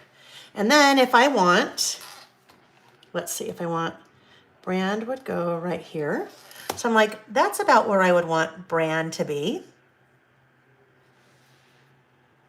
No, it needs to be over here. I'd want brand about right there. So basically I set everything up here. I don't set it up on there. And then I'll show you how you get it to go on there. Although what I'm gonna do, I'm gonna move it this place, because if I do it like this, there we go. Okay, so there's brand, and then I'm gonna take type. And I'll put that right there. All right, so now no ink yet, right? I don't want to ink. I don't want to try to ink on this. What I'm going to do is now press down on that. Although I think that's not where I want it now. Okay, see how now that has taken that stamp, those stamps, and it's put it, oh, I did those backwards, dingling me. It's put it exactly where I want it now on the platform. So now I could ink that puppy up, and then that's how I got that. All right. So that's just a little kind of demo on how I ink or swatch my inks using a platform like this. Now let's look at if we weren't using a platform like this. If we're just using our regular old stamping block. Let's put this guy back, put these two guys back. Let me take this guy off. I haven't cleaned it yet though, so let's hope I don't make a giant mess all over my hands. All right, off to the side. If I'm using my regular stamping block, I would do like that. And then I just do the same thing. Here's my brand, wherever I want that to go. And then here's my type. And then I would just take my piece of paper and go like that. When I'm doing that, when I'm doing it just by hand and not using a platform, then this will probably not be as uniform as if I'm using a platform, because the platform puts it in the exact same space every time, but it will still do the job. Okay, friends, that is, oh, hi, Mom. Look I just saw somebody say, hi, Miss Karen Warren. I missed all kinds of things because I got so. Ooh. Hi, sweetie. Oh my gosh, look at you and your hair. People are not going to recognize you. Okay, but I can't flip the camera right now. It's okay. Oh, okay. All right. But you're going to still be here when we flip the camera later, right? So, I hate to interrupt. Dad was saying that probably can't do anything right now with the power. Oh, I know. I was thinking about that turn too. your Wi-Fi off. I know. That's funny. Sam was I think a lot of you know, Sam is going to school and working as an electrician. And so, which has been awesome because he's done all kinds of awesome things for me around the house. Putting dimmer switches in, putting an automated timer into the pantry, so that the light automatically turns on when you walk in. And then my friend Karen is having him some switches and things at her house, but she's adding to the bathrooms a switch that also has a timer for the fan that will automatically turn off after so much time. So I bought those things, and Sam was going to work on them today. Except guess what? I thought about this morning. He really can't work on anything power related today because he'd be turning off the power. Because we need him to turn off the power if he's working with the electrical things. He'd be turning off the power, and we would lose Wi-Fi connection, which that would not be good. All right, so let me just set these. Oh, this is where I need my helper. I wanted him to stay in here for a minute. All right, Sam. Sorry. Yes, Mimi, it is good to have a son like that. That's super handy. And then Jack's a chef, so he's super handy. We like that too. And then Nick's just super handy with all the things. So I lucked out in that department. There's not much that I can't say, hey, will you build this accent wall, or will you do this or do this? Yeah, so it's awesome. Tile this, or all right, we just need to, it's always a good idea to clean. Okay, just clean those up. I just use a baby wipe. All right, so now that we can get this out of the way. I know he'll come back, Kim, I promise you. He will come back. Yeah, he won't touch the power, Susie. We won't let that happen. He'll come back, Kim. He'll come back probably right before we're done with the morning session, so that I can flip the camera, and then we'll say hi to Nick and Sam at that same time. All right, let me just pick these up. This is where Sam was probably thinking. I said, come help me, because this is what I'd have him do. Clean the stamp, put the stamps back on, put things away, but All right, okay. I just have to clean this stuff up because you guys, today will be a nightmare. Today will be the craziest thing if things are all messy all day. All right, this goes off to the side now. All right, let me look at our little schedule and see how far behind I am, because we knew this would happen, right? Oh, I know what we need to do. I have some giveaways today. We're going to do a bunch of giveaways, and some are going to be live, you guys. Hi, Mooney Prince. Oh, what a fun name, Mooney Prince. From Germany. Welcome. Sandy, how I clean my stamps. A couple different ways. Most often with baby wipe. And that's what I need to do with this one, now that it's been used so much. This guy. A stamp chamois. So it's just like a regular little chamois. Well, I shouldn't say it's like a regular little chamois because I don't know, but it's called a stamp chamois, and that will, it's dry right now, but you wet it and then clean it. So just depends on what you want to do. Now, there are also things like this. This is, oh my gosh, this is so old. I know it's old because it says Roberts. Oh, it's a Ranger product. Wow. This may still work, but you guys, this is probably at least 15 years old, if not more. So there are actual stamp cleaners. Oh yeah. You would spray that on, not spray it, but anyhow. There are actual stamp cleaners that you could use. Clearly I haven't used that one in forever. Oh, I have this one too. Plastic Clean and Shine. Somebody had recommended this, I think for the Misty. Anyhow, different stamp cleaners, but really, I think you can really just clean. Normally, this is old Technique Tuesday, really old, clear stamp cleaner. Anyhow, I usually just do baby white because I'm probably too lazy to do anything else. That's probably why. All right. Your Tracy stamp chamois ended up in the garbage. Okay, guys. What's next? Oh yeah, I know. I was saying giveaways. Okay, so I have a couple different well, not couple. I have lots of different giveaways that we'll be doing throughout the day, you guys. So some will be live, some will be after the fact.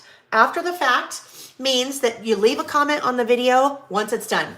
Whatever you want to say, leave a comment, and I will pick from those comments. So live and in the replay. 2 ways to win different prizes. So the first prize that I want to give away, let me look at my notes. Oh yes, guess what? The first one is, well, since we just showed this, not this one, not my used one, but how about a brand new one of that stamp set that I just showed you guys, the Swatch This inks. So this is a live giveaway. So what I'm going to do, you guys don't know this, but now you'll know for the rest of the day how the live giveaways are going to work. I am going to scroll up. I'm going to scroll back in time to the chat, and my finger stops right on Celia Perkins. Celia Perkins. She said, we need a special Layle code for Carrie's stamps. I know, right?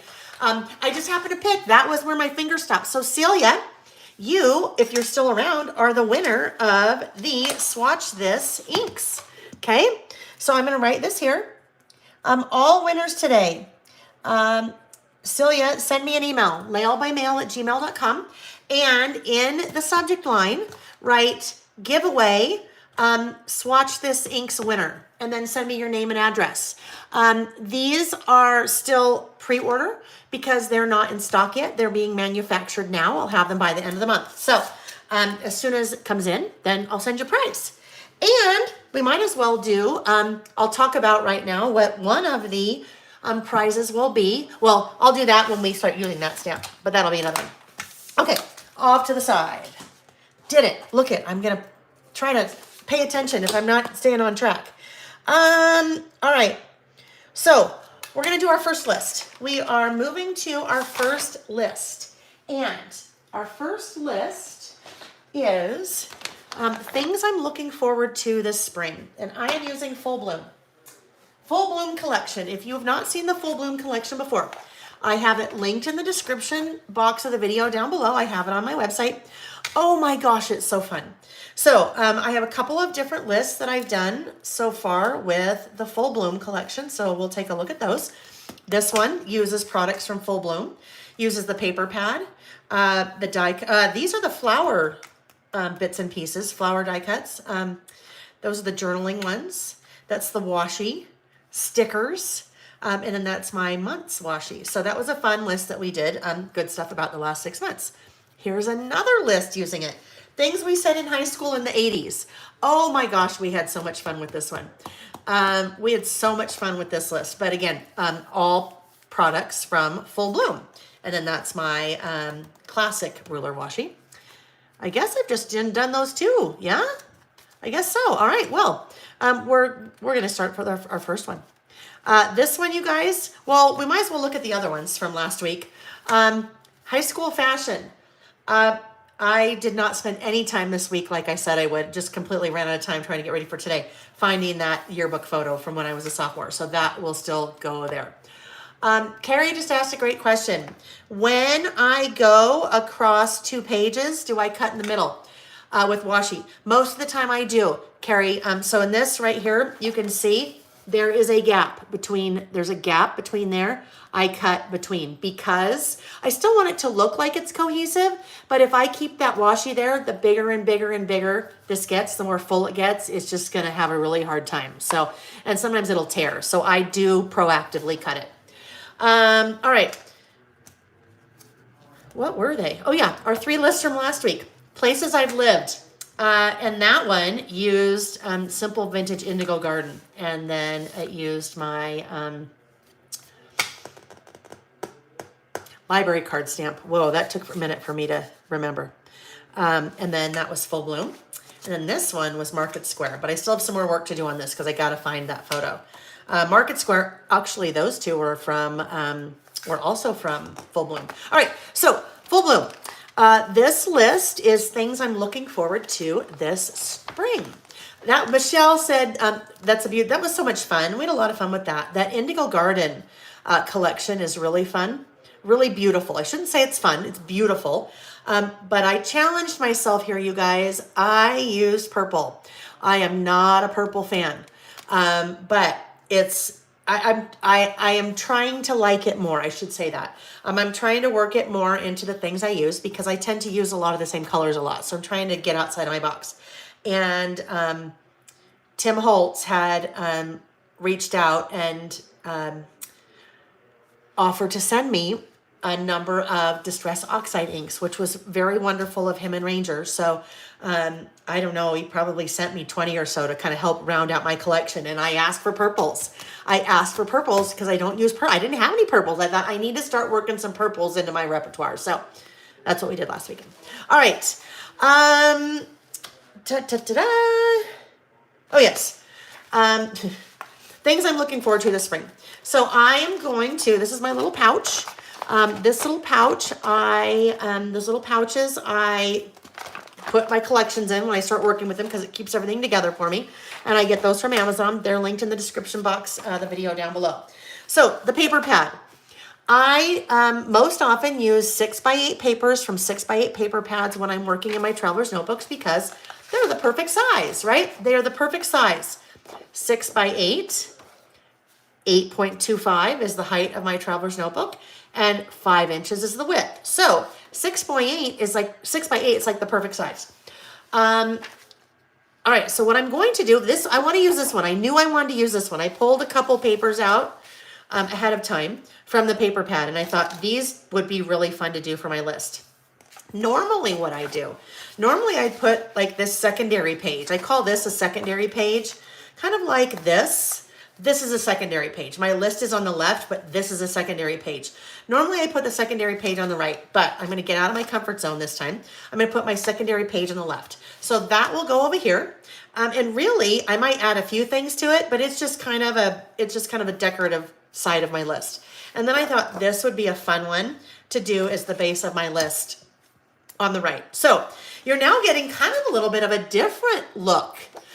You kind of get a little bit of a different side of that collection. So this, it's still definitely the same collection, but now I'm going a little bit more into the more floral and a little bit more into kind of the springy side of the collection as opposed to the everyday side. Susan's K. Melania said, can you remind me how you store the bags? It isn't a file folder holder. It is, Kim. Susan, not Kim. Let me see if I can pull, there's no way I can pull this out. Let's see, when I show Sam and Nick, when Nick and Sam come in at the end of our morning session, remind me, and because we'll have the camera back on me, and then I'll show you in the cabinet behind me. But it's a file folder, like a desktop file folder thing that fits right inside of my IKEA unit. That's the one behind me that you guys always see. All right, so those two papers are going to be the base. I would like to have. I need to trim. I need to make some things smaller. So this paper, both are too wide for my insert. So I know that I want this to be 4.75 or 4 3/4 inches wide. So if this is 6 inches wide, I know I can take an inch off of this side plus 2 little marks. And I can take that wasn't an inch. What did I do? I did a half plus 2 little marks. Uh-oh. Now I need to go a half plus 2 little marks over here because I won't be even. I gotta. Oh, no, I'm okay. Don't mind what I said. Basically, I took a 10/16, right? So I did a half plus 2 more 16ths, or 10/16 would be 5/8. Anyhow, I just wanted this to still be even in the center, so I took an even amount off of both sides. I like to round my corners, so I want to round the 2 outside corners because the pages of my inserts are rounded. Round corner, just use my little corner rounder. And this will go right there. And that'll just make a really nice decorative. I don't have to do really too much work. Opposite side of my spread. I have two. Christina just said, question, do the 6x12 sticker sheets fit in those bags? It depends, Christina. It depends on who makes them. And I'll show you what I mean by that. I need a non-simple stories. Here we go. All right. So this is an American Crafts collection. This is Market Square. The American Crafts 6x12 stickers are taller than 6x12. Really, the sticker sheet part of it is 6x12, but they have a header on top, right? The header that has the barcode and things that a store needs, and a little hang hole. So I just cut the top of that off. So I haven't had to alter the stickers in any way. I just cut the top off, and then they fit. Hi, Vicky! Vicky, I was talking about you before. We looked at my new stamp sets, and one of them is, you remember, you saw them, one of them is favorite, and one of our Canadian friends said, oh, next time would you put a U in favorite? And I said, oh, Vicky was right. And I told him about our conversation about the color on the swatch this, on the ink one. Oh, I know what I was going to say. So thanks for hopping on, friend. I didn't know you were going to say hi. All right. It's going well. We're having a ton of fun. You know me, I'm so far behind schedule because I just like to chat and get off topic. But one thing I was going to tell you guys, this is the one I always use. This is what you always see me use. And I had some feedback from some of you saying, I really like that, but that's really big. It's really bigger than I have room for. If I'm traveling, I don't want to take anything that big. So look what I just added to the store this week. Smaller version. Okay, so same brand, it's still Easy Runner. It's just now a smaller version. Also refillable. So you'll now see that on my website too. I'll continue to use the big one, but good. All right, best part. The chit-chatting is the fun part. You know what, Vicky, and I was headed out the door last night to go meet Nick for dinner as I was taking a break from getting ready for all the things today. But I hopped on to your video really fast. I saw you with your pretty blue shirt with the tigers on it. And you were talking about your life. Don't mind Vicky and I. We're just catching up. Just, hang tight. But you were working with, I don't even know what they're called because you know me in mixed media. Those neon things. Neon things. The neon things. All right. If you guys don't know my friend Vicky, she's amazing. Vicky Booten. She's one of us. She's a crafter. But she's an artist. Well, we're all artists, right? But she's a different kind of artist. She does mixed media. That's just amazing, like blow your mind, knock your socks off. But it's really cool because she calls it mixed media for everyone because she shows you how to do it. And she has fun. She has fun like we do. But she has a YouTube channel too. And she does all kinds of fun things. She does Friday Night Lives. She's been doing Friday Night Lives forever and a day. Thank you, Neon Texture Paste. So Susan, Vicky doesn't really do listing. Like Layle really doesn't do mixed media. But you might see us cross paths, I don't know, in July at some point or another. Just stay tuned. Stay tuned for something kind of fun maybe that's coming. Okay, so when you trim your 6x8 papers down, right? Sometimes we have more room. Usually we have a bigger piece because usually I'm not cutting from either side. Usually I'm just cutting off a part, right? Like this. Usually I'm just cutting off that part. You could always take this extra part that you cut off and I could make this. So my list over here, I could just be making my list here and use that little piece as an accent.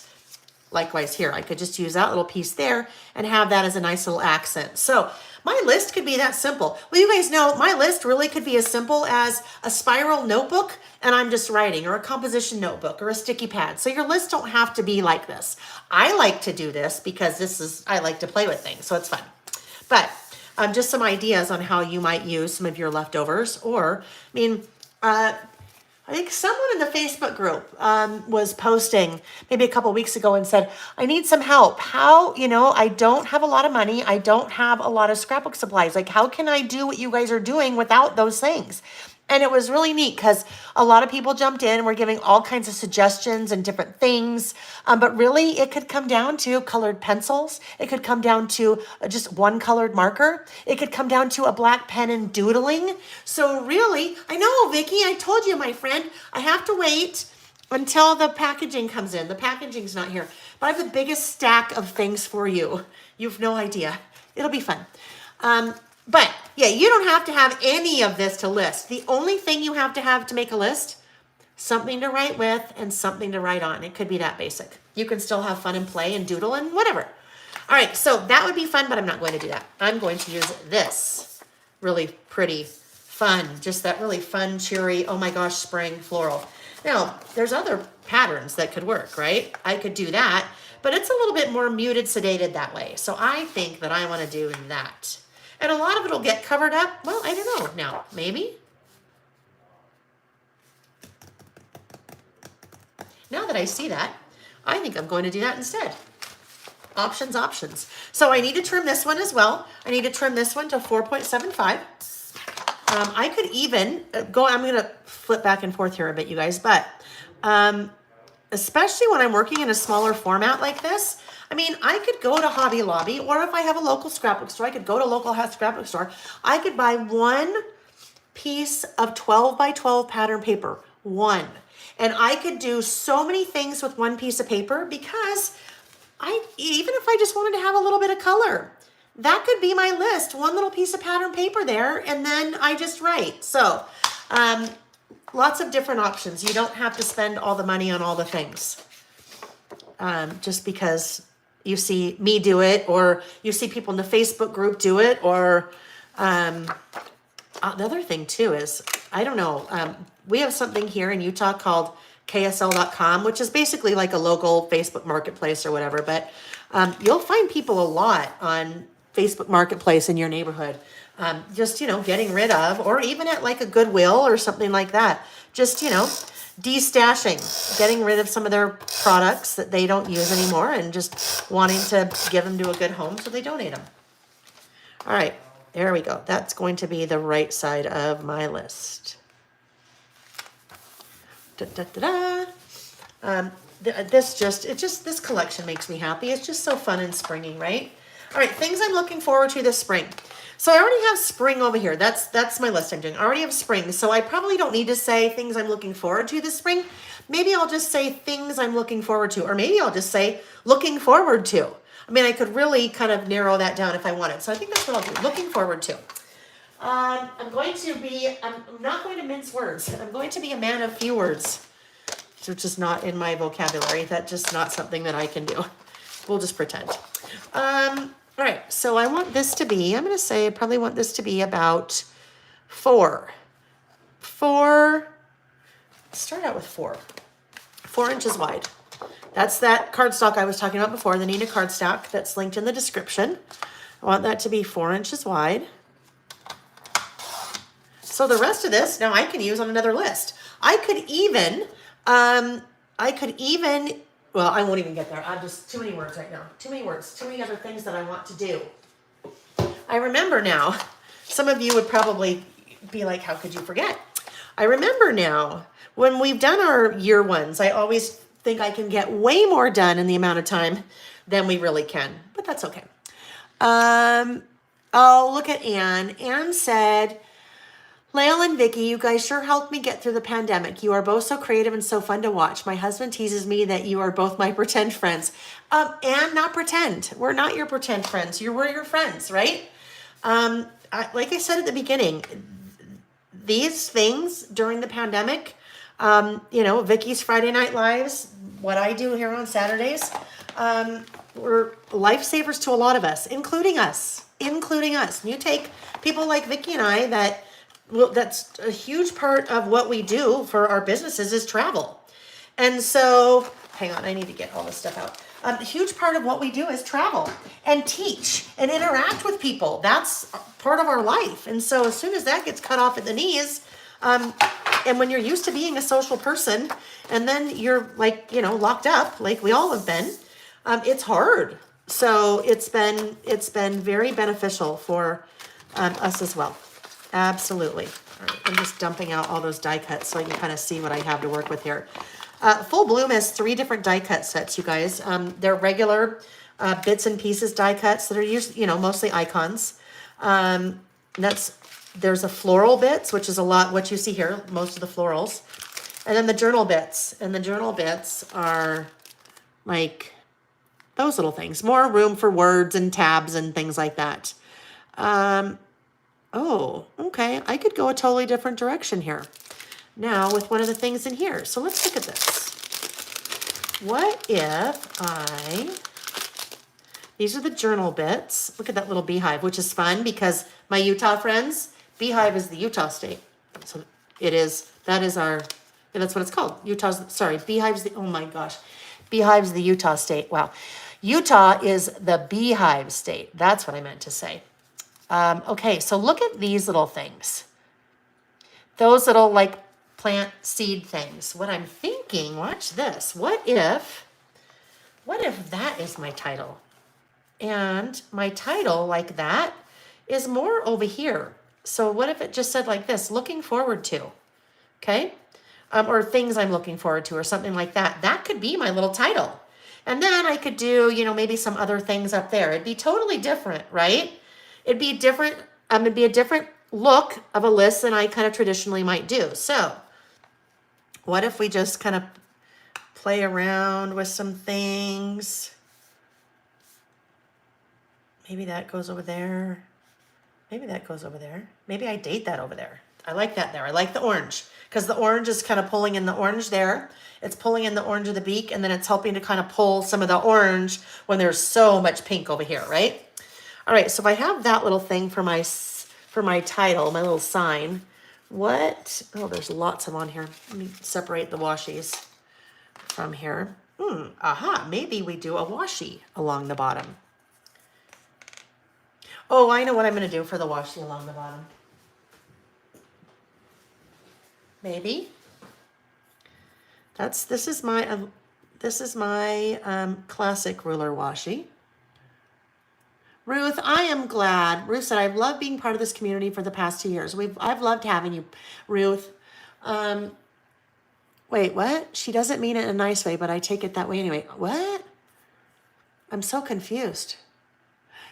Susie, are you sure you didn't get into the wine earlier, Layle? Wine earlier? I have not. Yeah, no, I don't want that there. If I'm going to do that up there, that's too much. Too much yellow. What about this guy? That might be a little bit darker than I want to go. Hold on. As an introvert, it's always a challenge in person for me, but Vicky is such a fun lady to craft with. Have so enjoyed her virtual craft weekends throughout the pandemic. Can't wait to hug her again. Oh, I love that, Carolyn. Love it, love it, love it. Tracy's been busy. She organized her 4 bins of stickers while we've been together, yeah? Nope, now too much pink. So either one of those. I could use, that's too much of that pattern. Yeah, too much of that. So that's part of the washi, that's Full Bloom, but there's too much there. Too much yellow. I use this one all the time. Maybe this. All right, so now I need to trim this guy down. So let me just make a little mark. Boy, things are messy. Par for the course. Where's my pencil? Oh, here we go. Par for the course, things are messy. All right, so you guys doing this list with me? What are we looking forward to this spring? Even if you're not physically making a list with me, in your head, what are you looking forward to this spring? Tell us in the chat. I'll tell you when we get to my list. You'll know what I'm looking forward to. Lots of things. I do love stripes. You know me so well, Carolyn. I do. I love stripes. I love yellow. We know that. Melissa, my daughter calls this my friends in my iPad. These are your iPad friends. Yes, my friends in my iPad. And you know what?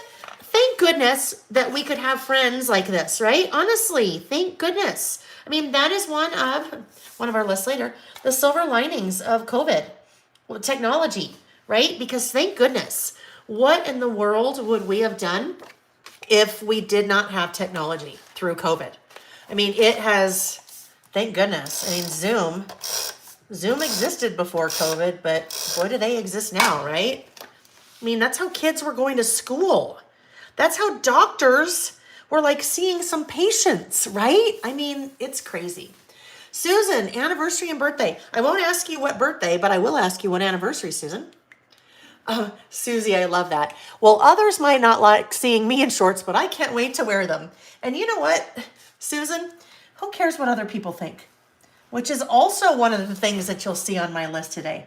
Not this list, but that's my note, advice to my younger self, right? Right? Just you can't get too caught up in what other people think. If they don't like you in shorts, well, then they need to look the other way, right? Right. All right, I'm doing my little outlining here.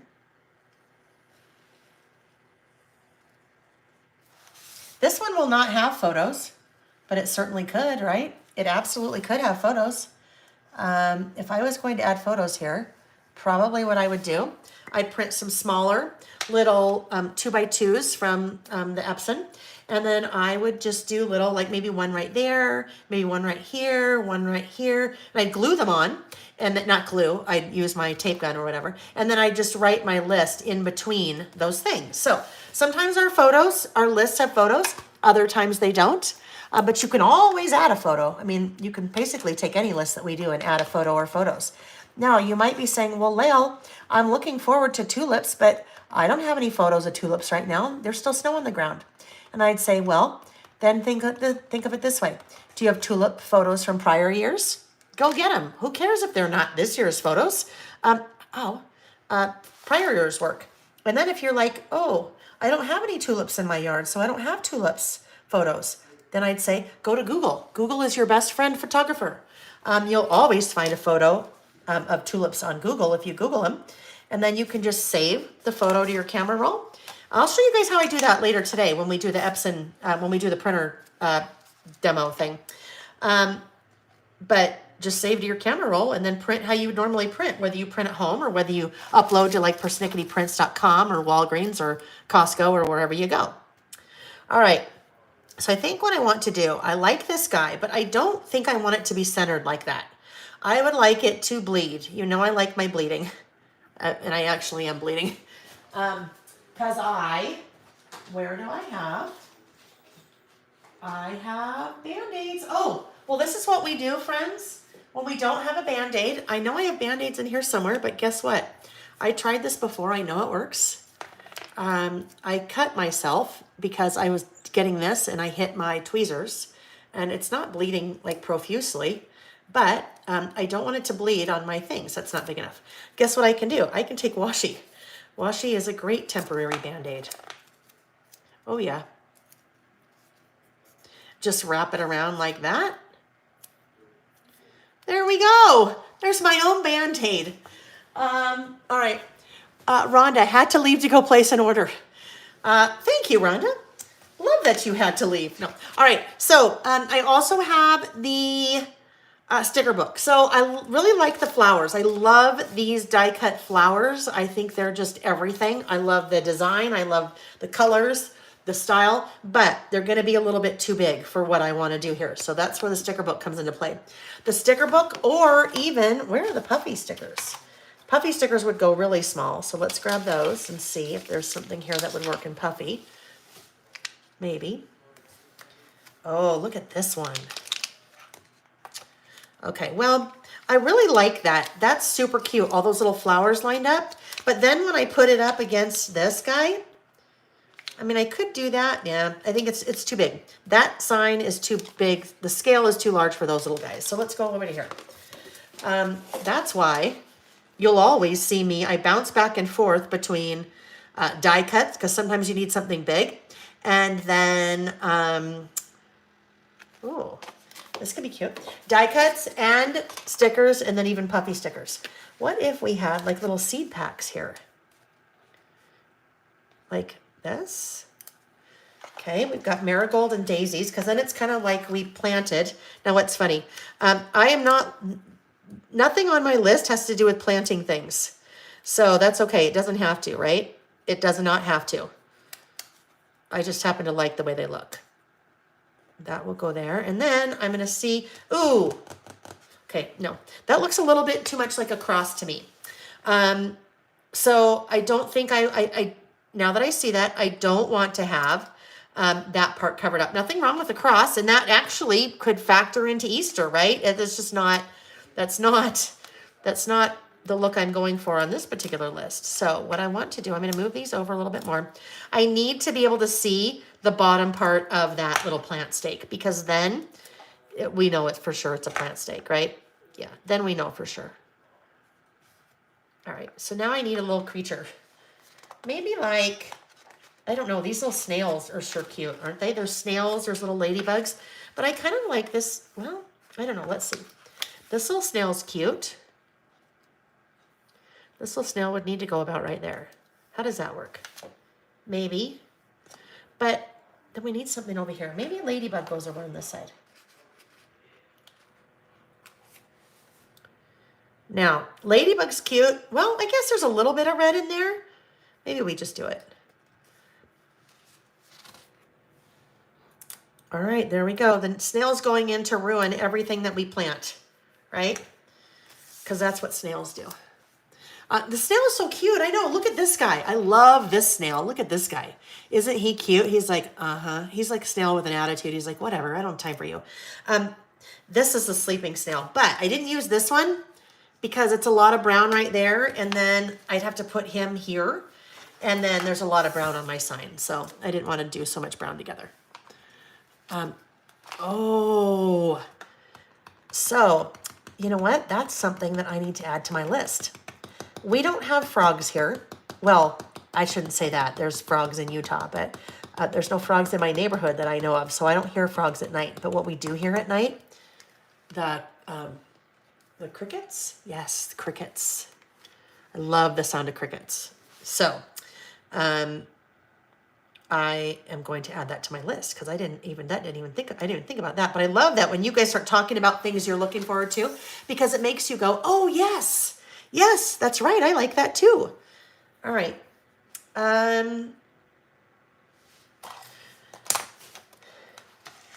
So I'm going to say, looking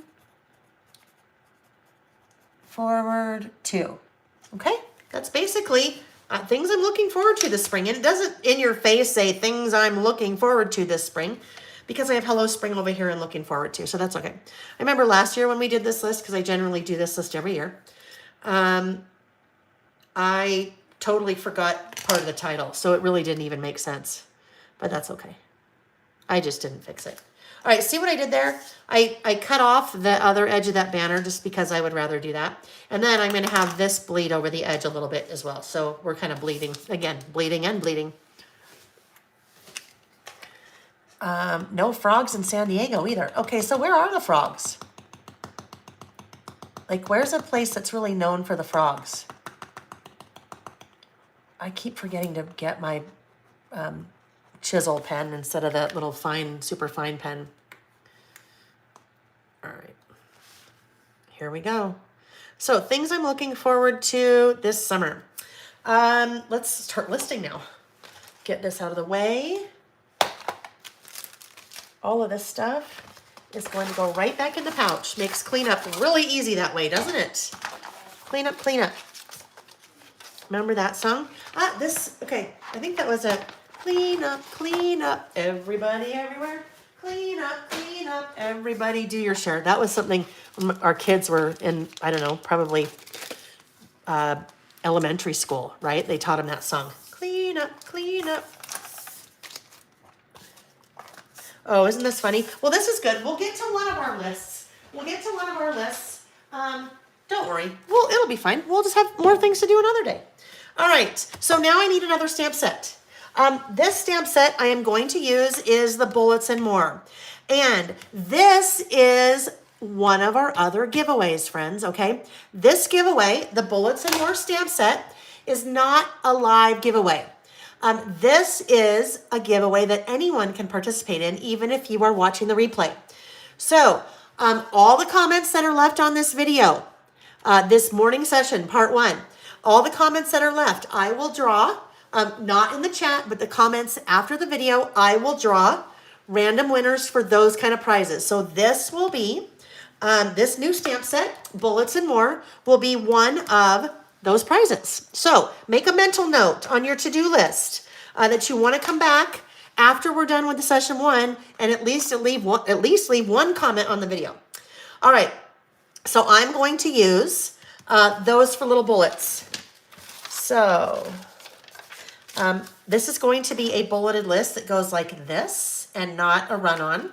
So this is what I call a run-on bulleted list. Just run-on. I'm just basically just writing, and then I use the bullets to separate each of those things on my list. But this is going to be a bulleted list that just goes down this way, which now makes me see that I need a few more things here.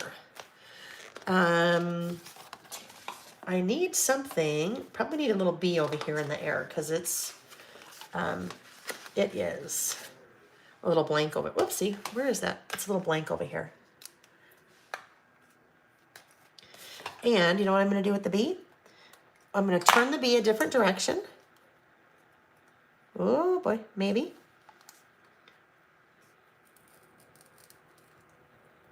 Nope, bee's staying right where he is. But what I'm going to do is this. I am going to make a flight path. Okay, you know what I mean by a flight path? I'm making the little dashed lines of the path that the bee would take to fly. Because this is a really busy bee. He's flying in circles. He's angry. Okay, there he is. All right. So then I also filled up a little bit more of that space. And then maybe we need a little bee up here as well.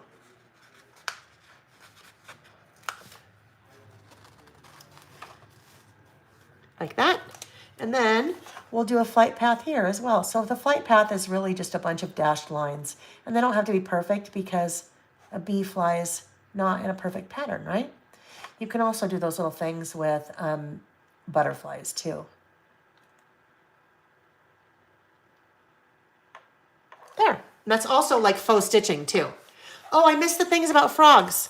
Frogs in Florida, frogs the east side of Seattle, Nova Scotia. I think I saw somebody say Wisconsin.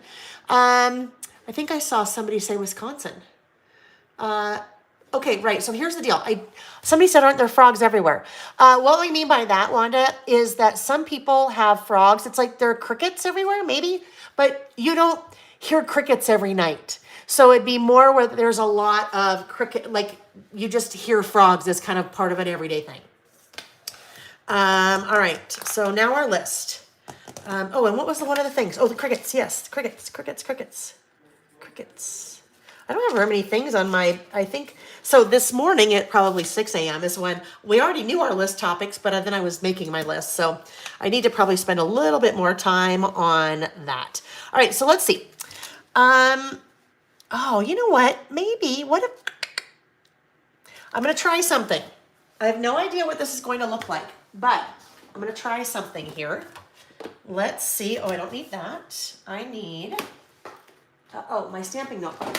I was going to use these little bullets, but I think I might do something. I'm going to try something different instead of the bullets because this is when we play and they're new stamps. So I haven't really used them too many different ways yet. I'm going to take little guy and I want to try maybe this one. This will either be cute or not at all because it will be too similar to what's already there. So what I was thinking is I could use that guy and then I could do my little numbers. Oh yeah, no, I won't like that. I already know. Oh, but what if I do it that way? Okay, let's just see. So I would like to have a color that is similar to that, I think, that yellow. So I don't want it to stand out too much. So that's where my swatching comes in so handy with my new Swatch This ink. Fossilized amber, not quite. Maybe, where's scattered straw? Mustard seed is not right. I think scattered straw I don't have with the yellows because it's a little bit away from the yellows. Might not have the exact yellow for that. Let's just look. There's the purples. Scattered straw. Yeah, no, not quite right. So maybe we need to go into the orange family or the pink family. So pink, tattered rose would probably work really well for that. So let's try Tattered Rose, and then let's also try the orange. I bet orange is probably Carved Pumpkin, I'm going to say. It's probably the one that goes the best. Dried Marigold. Ooh, ripe persimmon. Ripe persimmon, that is gorgeous. Spiced Marmalade. Spiced Marmalade or Carved Pumpkin. So Carved Pumpkin, Spiced Marmalade, and Tattered Rose. What I'm going to get, Tattered Rose, Carved Pumpkin, and Spiced Marmalade. You know why it was so easy to grab those? Because I have them organized. Did I say dizziness amber? Fossilized amber. Fossilized amber. I know I have fossilized amber. Oh, this guy. Yes. It could work, right?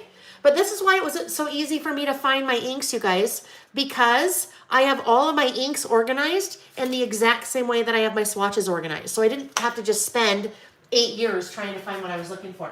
Oh, by the way, this little tray thing, this slide out tray, whoopsie, this slide out tray is an IKEA, part of an IKEA thing that Vicky turned me on to.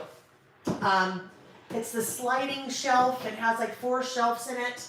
And those shelves just slide right out, which is a great place. They fit perfectly 12 inks of the distress inks. If they're just single layer, but that you can also stack them 3 or 4 high. So that was what Vicky uses to swatch her, or not swatch her inks, but store her inks. And I just thought it was so brilliant because they also fit right in the IKEA calyx. Yeah, the tray is awesome. All right, so when we talk stamping, you guys, this is one of the biggest. So paper, we talked about earlier, paper is a big part of it. That you really want to make sure that you're using a nice quality flat, so non-textured. I use that Nina Bright White, and that's what I prefer. That's definitely what I prefer.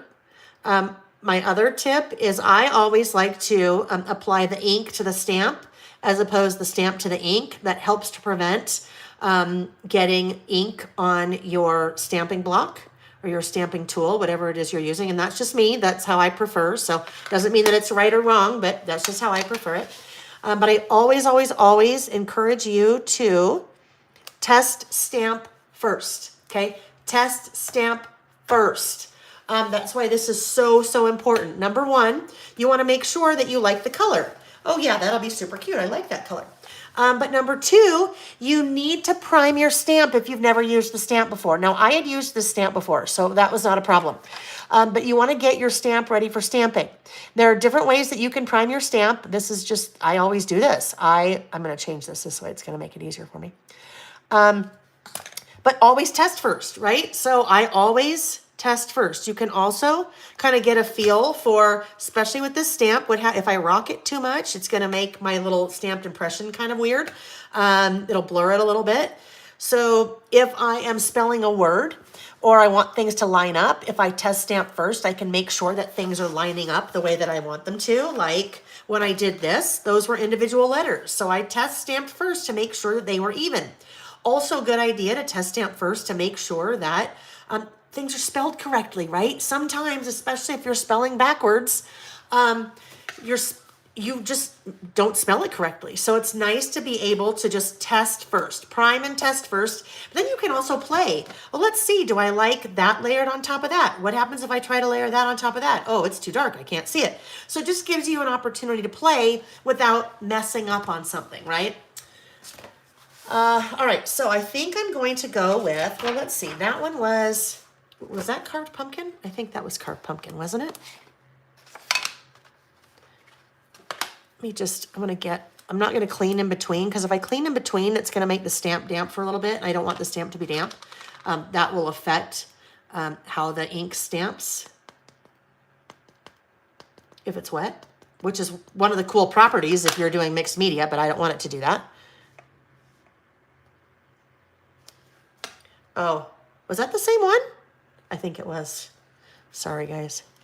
Not paying attention. Oh, okay. So you know what? I think I may need to change my thought process. You know why? Because if I do orange there, then I was going to do black. I was going to do black for my numbers, and guess what that's going to look like? I think it's going to look like big old Halloween party, which is not what I want. I don't want a big old Halloween party. Let's see, I'm gonna use this little set down below. With these small stamps, if you have tweezers, like reverse grip tweezers like I'm using, that makes it a lot easier. It's just sometimes it's hard to get your fat little fingers, and when I say your fat little fingers, I mean my fat little fingers, around that little stamp and then try to get it on straight. So those reverse tweezers are kind of a lifesaver when it comes to that. See, I'm afraid this is gonna look like Halloween if I do that on my list. It just is gonna look, I think it's gonna look a little too Halloween-y. I don't have much black on there. No, it's gonna be fine. It's gonna be fine because I'm also gonna write in black, so I'm not worried about that. All right, so right now I have 1, 2, 3, 4, 5, 6. I have 6 things on my list, but I know I will have more than that. I just need to think more. All right, so let's take all of these off. I am going to stamp. I will stamp all of those first. But let's try another color since I did the other color before. Maybe it's better if I use the pink. Just don't mind me while I make up my mind here.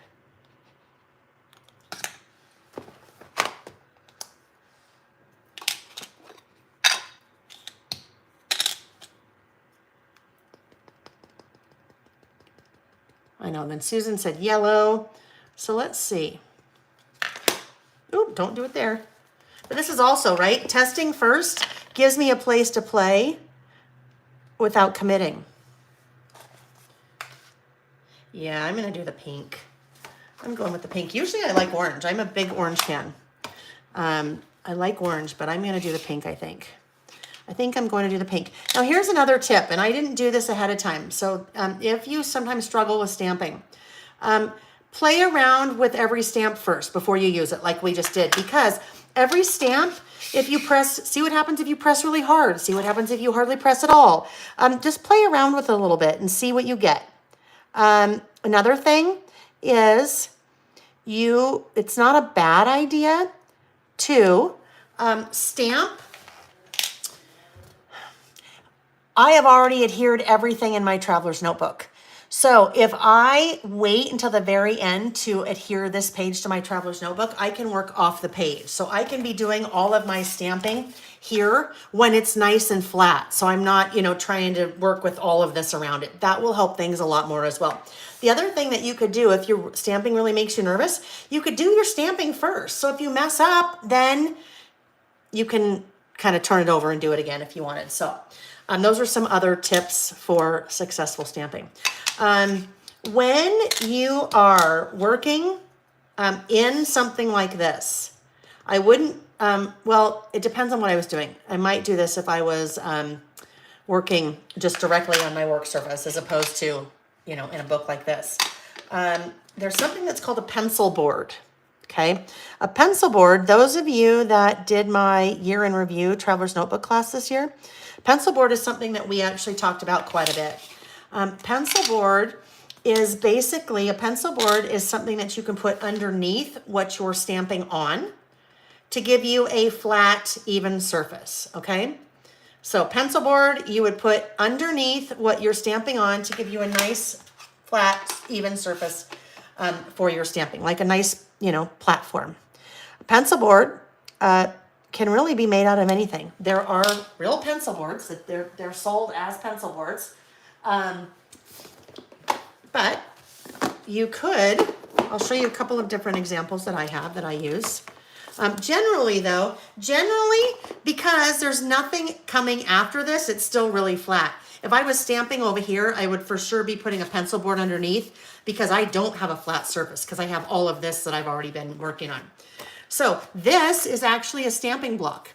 This is a Tim Holtz stamping block that sometimes I use for a stamping block, but it's also kind of a nice thickness and it's nice and hard. So I could put that underneath my page like this to have my nice flat surface to stamp on.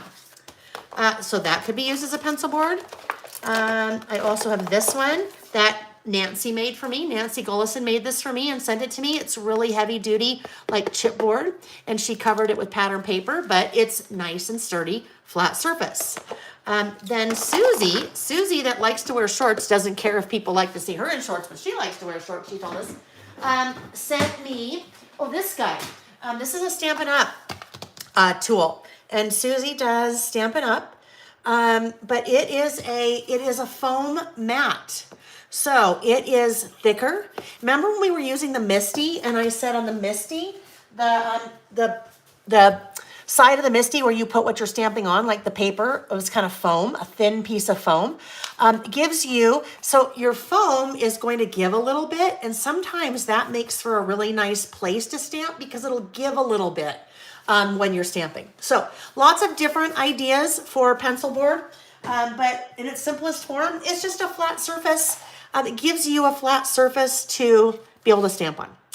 And maybe I'll pull one of those out later when we're stamping something else, just so we can see how that would work.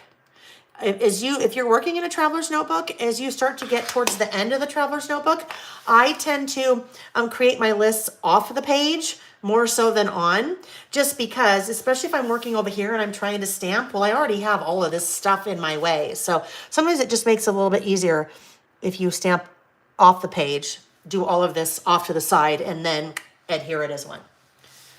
All right, so we're getting there. I'll just do one more of these. I don't need to do all of this right now. I'll just do one more of these, and then I'll stamp just like 1 or 2 numbers, and then I'll make my list and I'll finish it up later, just so we're not forever. So we're not doing this forever. I will not right now, if I had my little helper, Nick or Sam, who said that they would help me, that they've conveniently forgot. I would have one of them clean this right now and put it away for me. But I'm just gonna at least get most of the ink off before I put it away, and then I'll clean it later, maybe. Sometimes it just doesn't happen. So that's the way that these little banner stamps are designed. There's 2 different banners, that guy and those, both solid, and then there's both just outlined versions. Oh, okay, one more thing we gotta play with, okay? Because this is part of this. I could use the outlined one in 2 different ways. I might just want to do the outline stamp. Let me go back to this one. This is another thing. If you've already stamped using these, now if I want to do something on top of it maybe, then I already have my testing done. So I could do 2 different things here. I could use, let's use a bright color so we can see it. I could just use a really bright color and have, that could be my little banner. Just like that, right? And then I could write or stamp my numbers inside. So it's just a little outline. Or this is what I could do. Just kind of get that cleaned off a little bit. I could take black or a darker color if I wanted, right? So if I did a yellow stamp, I could I could outline it. I could offset outline it maybe with an orange or I don't know, something. But I want to see what this looks like. So if I take this guy, I'm going to outline my banner, right? So I could outline my banner like this by trying to stamp exactly over it. Exact is going to be hard to do, but guess what is fun? I can actually do like an offset outline. You know me and my outlining. Offset outline, like that new heart washi that I showed you guys the printout of. So I could, because it's kind of hard to get it dead on, but if I try not to get it dead, okay, I was trying not to get it dead on, and I pretty much got it dead on. I would want to, I got it, Colleen. In addition to being our technical guru, Colleen is also the time person. She always points out my angel time. My angel time is 1, 2, 3, 4.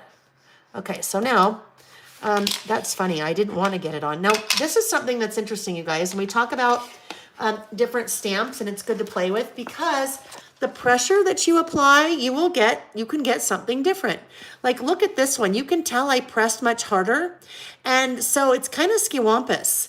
This guy, I don't know if you can even see that. Hang on. Let me bend. I'm about a 10-second delay from what you guys see, so hang on. I just moved a little bit. So this guy is spread out a little bit more. I pressed down too hard. The harder you press on a stamp, the more that stamp is going to kind of flatten out. So you just need to play with different types of impression, how much weight that you're pressing down to see what happens. This one, I didn't do that as much. I like that better. So I want to do an offset. I think the offset, I don't know, the offset could be kind of fun. Let's just try it. I mean, it's just a list, right?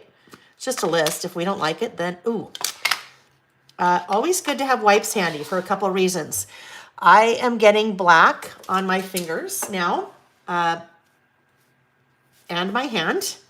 And you should always check your hands when you're stamping, especially if you're using, well, really any color, because that color tends to transfer onto your list. This is also what I did. This is where I noticed it. I got that at the top of my, my little stamping block there. This is a pretty small stamping block. Sometimes, well, that's why I have different size stamping blocks, because obviously bigger stamps, you need to have a bigger stamping block. But sometimes if you have a really tiny stamping block, it's a little bit harder to hang on to or hold on to. But I also find if I'm trying to stamp that little one and I'm working on like a 5x5 stamping block, it's way too hard because it's so small. All right, we're going in. Let's see what we get here, you guys. But I know I want to offset a little bit. So let's see where I want to offset. Let's just offset like that. Okay, look it. That's fun. I like that. I like the little offset. So I won't do the rest of the offsets because again, that will take a little bit longer. I will do that. Just need to kind of get this cleaned up. I will finish this list up. Oh gosh, I just feel like now there's all these things I want to be able to do. I'm like, oh, let's go again tomorrow. No, we won't go again tomorrow, but okay, we'll put this guy back now. And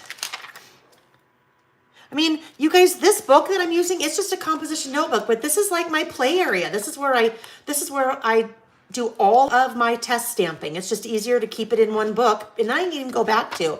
Sometimes what I do is I will, oh, Lavon gave us the best idea last time. Actually, I can use that right now. Where was I going to show you guys that I did this? Oh, I don't know. Anyhow, doesn't matter. Whatever I was thinking. Okay, so Lavon showed us the coolest thing. Well, she told me to do. She's like, try this. And I did this last week, and it was so smart. So what she had said to do, let's pretend I'm going to use this little tiny flower stamp. She said, put the stamp on the end of your pen. Okay, look at that. Put the stamp on the end of the pen. And now watch this. It's a lot easier for me to take this and do this on the pen. Isn't that the coolest idea? Ooh, that color is so pretty. Now, you have to be careful. This one I've used a lot. It needs to be a little bit stickier. I know. Also, I don't have a completely flat bottom of my pen. If I used this one will be better because it's completely flat bottom. Hi, sweetie. What are you doing? Okay, let's do that again. Look how quick that way I can make my little things. Isn't that so smart? I love it. That was Lavon. And the reason I remembered that is because I did that in my little test stamping notebook and then wrote down that it was Lavon Wood that told us to do that. Okay, but so this is what I was thinking. You're probably like, why did you even go there in your head? This is what I was thinking. I was thinking that I could do that with my number. I know that. I agree, Kimberly. That one was like a mind blower for me. That was awesome. Oh yeah, this would work too. Now Sam's standing here. Now he wants to be the helper. This is just my, it's scrapbooking.com, but it's like Winka Stella. That would work as well. All right, so let's see what happens if we do that with our numbers. My one. Let's just try it. Because it's such a small stamp, it makes it a little bit easier to do that. Now, the only issue with that is I probably won't do it with that because I can't really see where I'm stamping because I don't have like a see-through like that. Let's try it. Let's just try it. I think it'll be okay.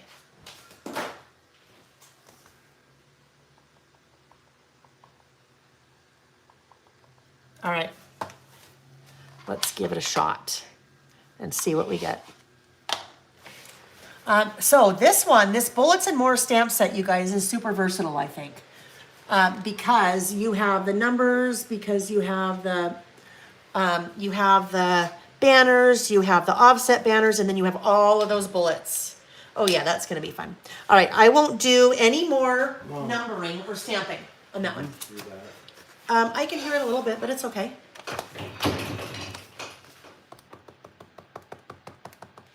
All right, I just need to get that clean a little bit. And then always, always, always put it away. Okay, because that little guy, if you don't put him away, you're gonna be sad next time you wanna use a 1 in that font. This one I think has like 70 stamps on it. A clear stylus for those bullet stamps. Oh, that would be fun. Okay, I'm gonna stick Amy on that. Amy's the person that's helping me do some product development, so I'm gonna stick her on that. That's a great idea. A clear stylus. Ooh! I bet I could go to the dollar store and find a clear stylus. No. But I love that idea. I'm gonna think about that. I'm gonna see if we can work something out. Okay, quick list now. Boy. What time are we? 12:41. Okay. Golly, you guys, me. All right. I am looking forward to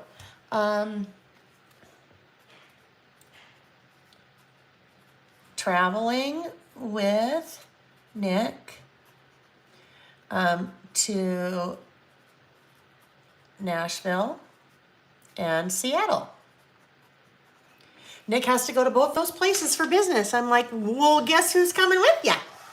And it's good. Well, Nashville, oh my gosh, like all the things to do in Nashville. I'm so excited about that. And then Seattle, well, that's where our son Jack is. So we can meet his girlfriend and go to his restaurant. Well, not his restaurant. Go to the restaurant where he's working and chefing, cooking. So that'll be fun. All right, this is the next one. Incorporating exercise into my health routine. I'm doing really well on the eating part and the drinking the water part, except for today. No drinking water has happened yet. Wendy, this is named part 1 because there's 2 sessions today. It's an all-day thing. Part 1 is the morning, and that we will end in about 20 minutes. We'll take an hour break, and then the part 2 is the afternoon session. But in order to take a break so I can have something to eat and get ready for the part 2, we have to stop the YouTube. It won't let you use the same link. So that's why there's part 1 and part 2.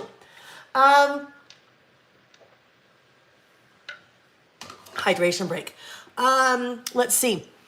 Pat said, Layle, did you have to practice to get such beautiful handwriting?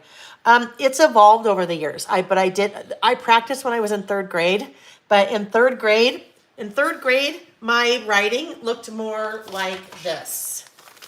I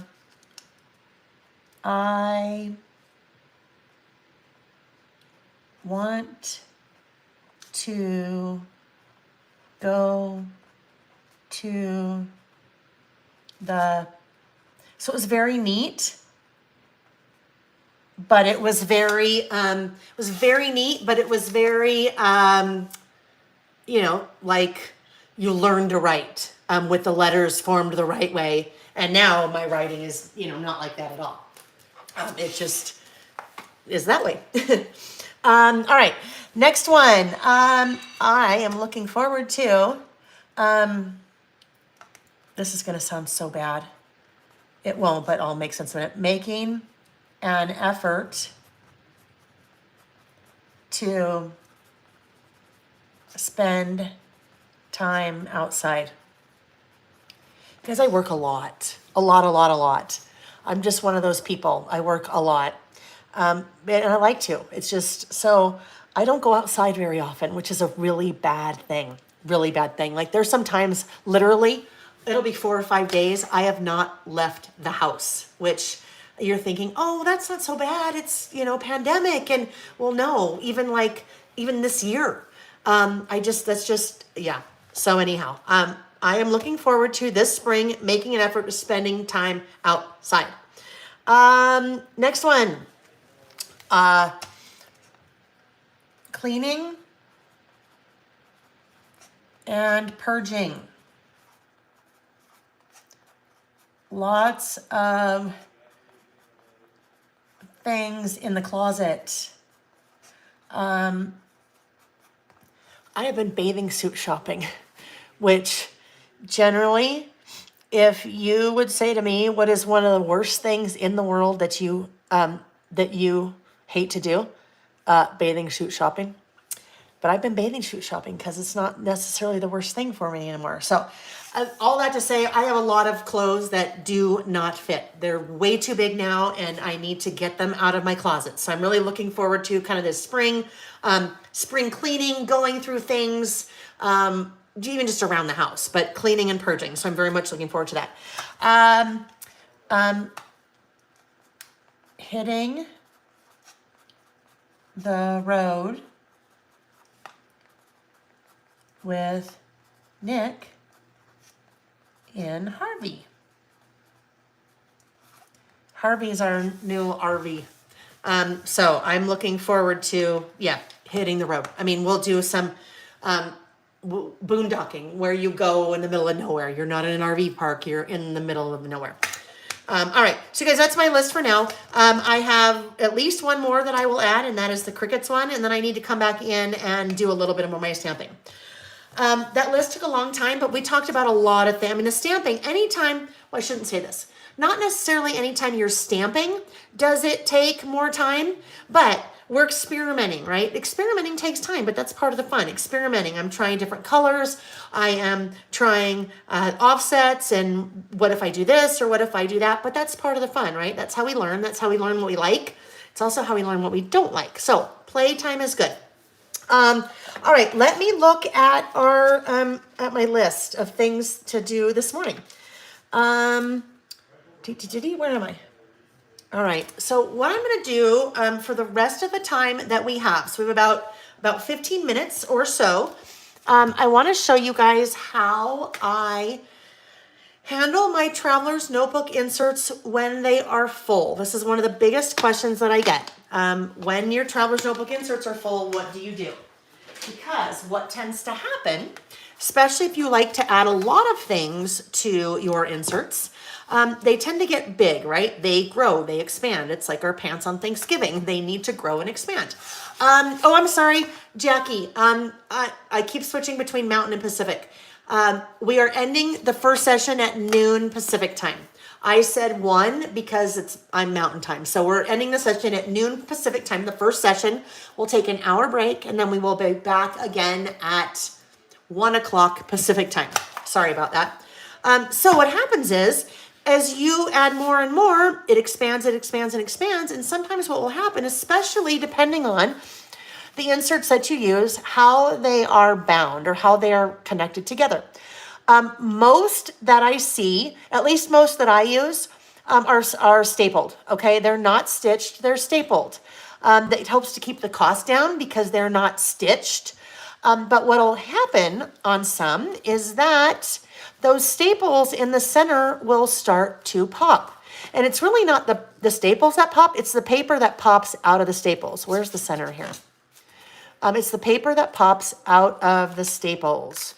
And it's nothing, you didn't do anything wrong. And there's nothing wrong with the traveler's notebook. It's just the staples can only hold so much, right? They hold it fine when you have nothing in them. Even if you're just writing in them, they hold them fine. But when you start to add a lot of stuff like I like to, sometimes the staples will pop. So if that happens, or the paper will pop out of the staples, that happens, I just keep right on working with my insert until I'm done with it. I don't do this until I'm done for a very specific reason. Once I'm done, I come in and I will take the staples out. So I don't have I really need like a staple remover here. Let me use my multi-purpose tool. I shouldn't do that. It's going to ruin this multi-purpose tool. Gosh darn it. I won't do with my nails because you guys, after 2 years, some of you know this about me. Well, you know it because in the early stages of the pandemic, I talked about this a lot because my nails were a mess. For years, I had my nails done every 3 weeks, and I just do gel. So I do gel, and went to the same lady and always used the same color, and I would have them done every 3 weeks. Well, when the pandemic hit, that came to a screeching halt, and I didn't have my nails done for 2 years. My nails were in bad shape because I had gel on, and yeah. Gosh darn it! I'm not thinking. I need to get these out. I need to get my staples out. If I had my staple remover handy, you guys, I would do this, but I don't have it handy. So don't do this. Just don't do this. Some people, while I'm trying to get this out, some people will start this way. So they'll completely take their traveler's notebook apart, their insert apart. They will take the staples out and they will work with the pages. Gosh darn it. Sammy, Yes, hello. will you do me a favor? Yes. Look, I need these staples, but I don't want to ruin it, but I can't get the staples out right now. So Do you have... I know I don't have the staple remover thing. I don't know where it is. Okay, Sam, I know, use my tweezers. Sam, I just gave him the tweezers, so he's going to work on that for me. So while he's doing that, I'm going to show you. Oh, okay, careful. Sam's got the pliers out. See, here we go. This is reminiscent. You guys remember now. Sam's going to argue bigger with me. So while he's doing that, I'm going to pull this out. These are some of my traveler's notebook inserts that I have worked with over the last couple of years. These have my lists in them. And so you can see all except for this one have been recovered. So don't look too closely, especially at this back one, because it's before I got a new tool to help do this. But these guys right here, this guy, I all recovered the same way, and I recover them with 12 by 12 scrapbook paper or pattern paper. But I've used a new tool that I have. I've talked about this a little bit. It's the bookbinding tool. And it makes it really easy to recover your inserts. So the bookbinding tool is linked in the description of the video, and I do carry it now on my website. I wanted to get one first before I wanted to get one before I started, or before I brought the tool in, because I needed to know if I liked it, right? I needed to know if it worked for what we needed to do. So this is the tool. It has this little screw here, and this guy pops off, all right? So let me just put those right there for a sec. Then it comes with this little bag.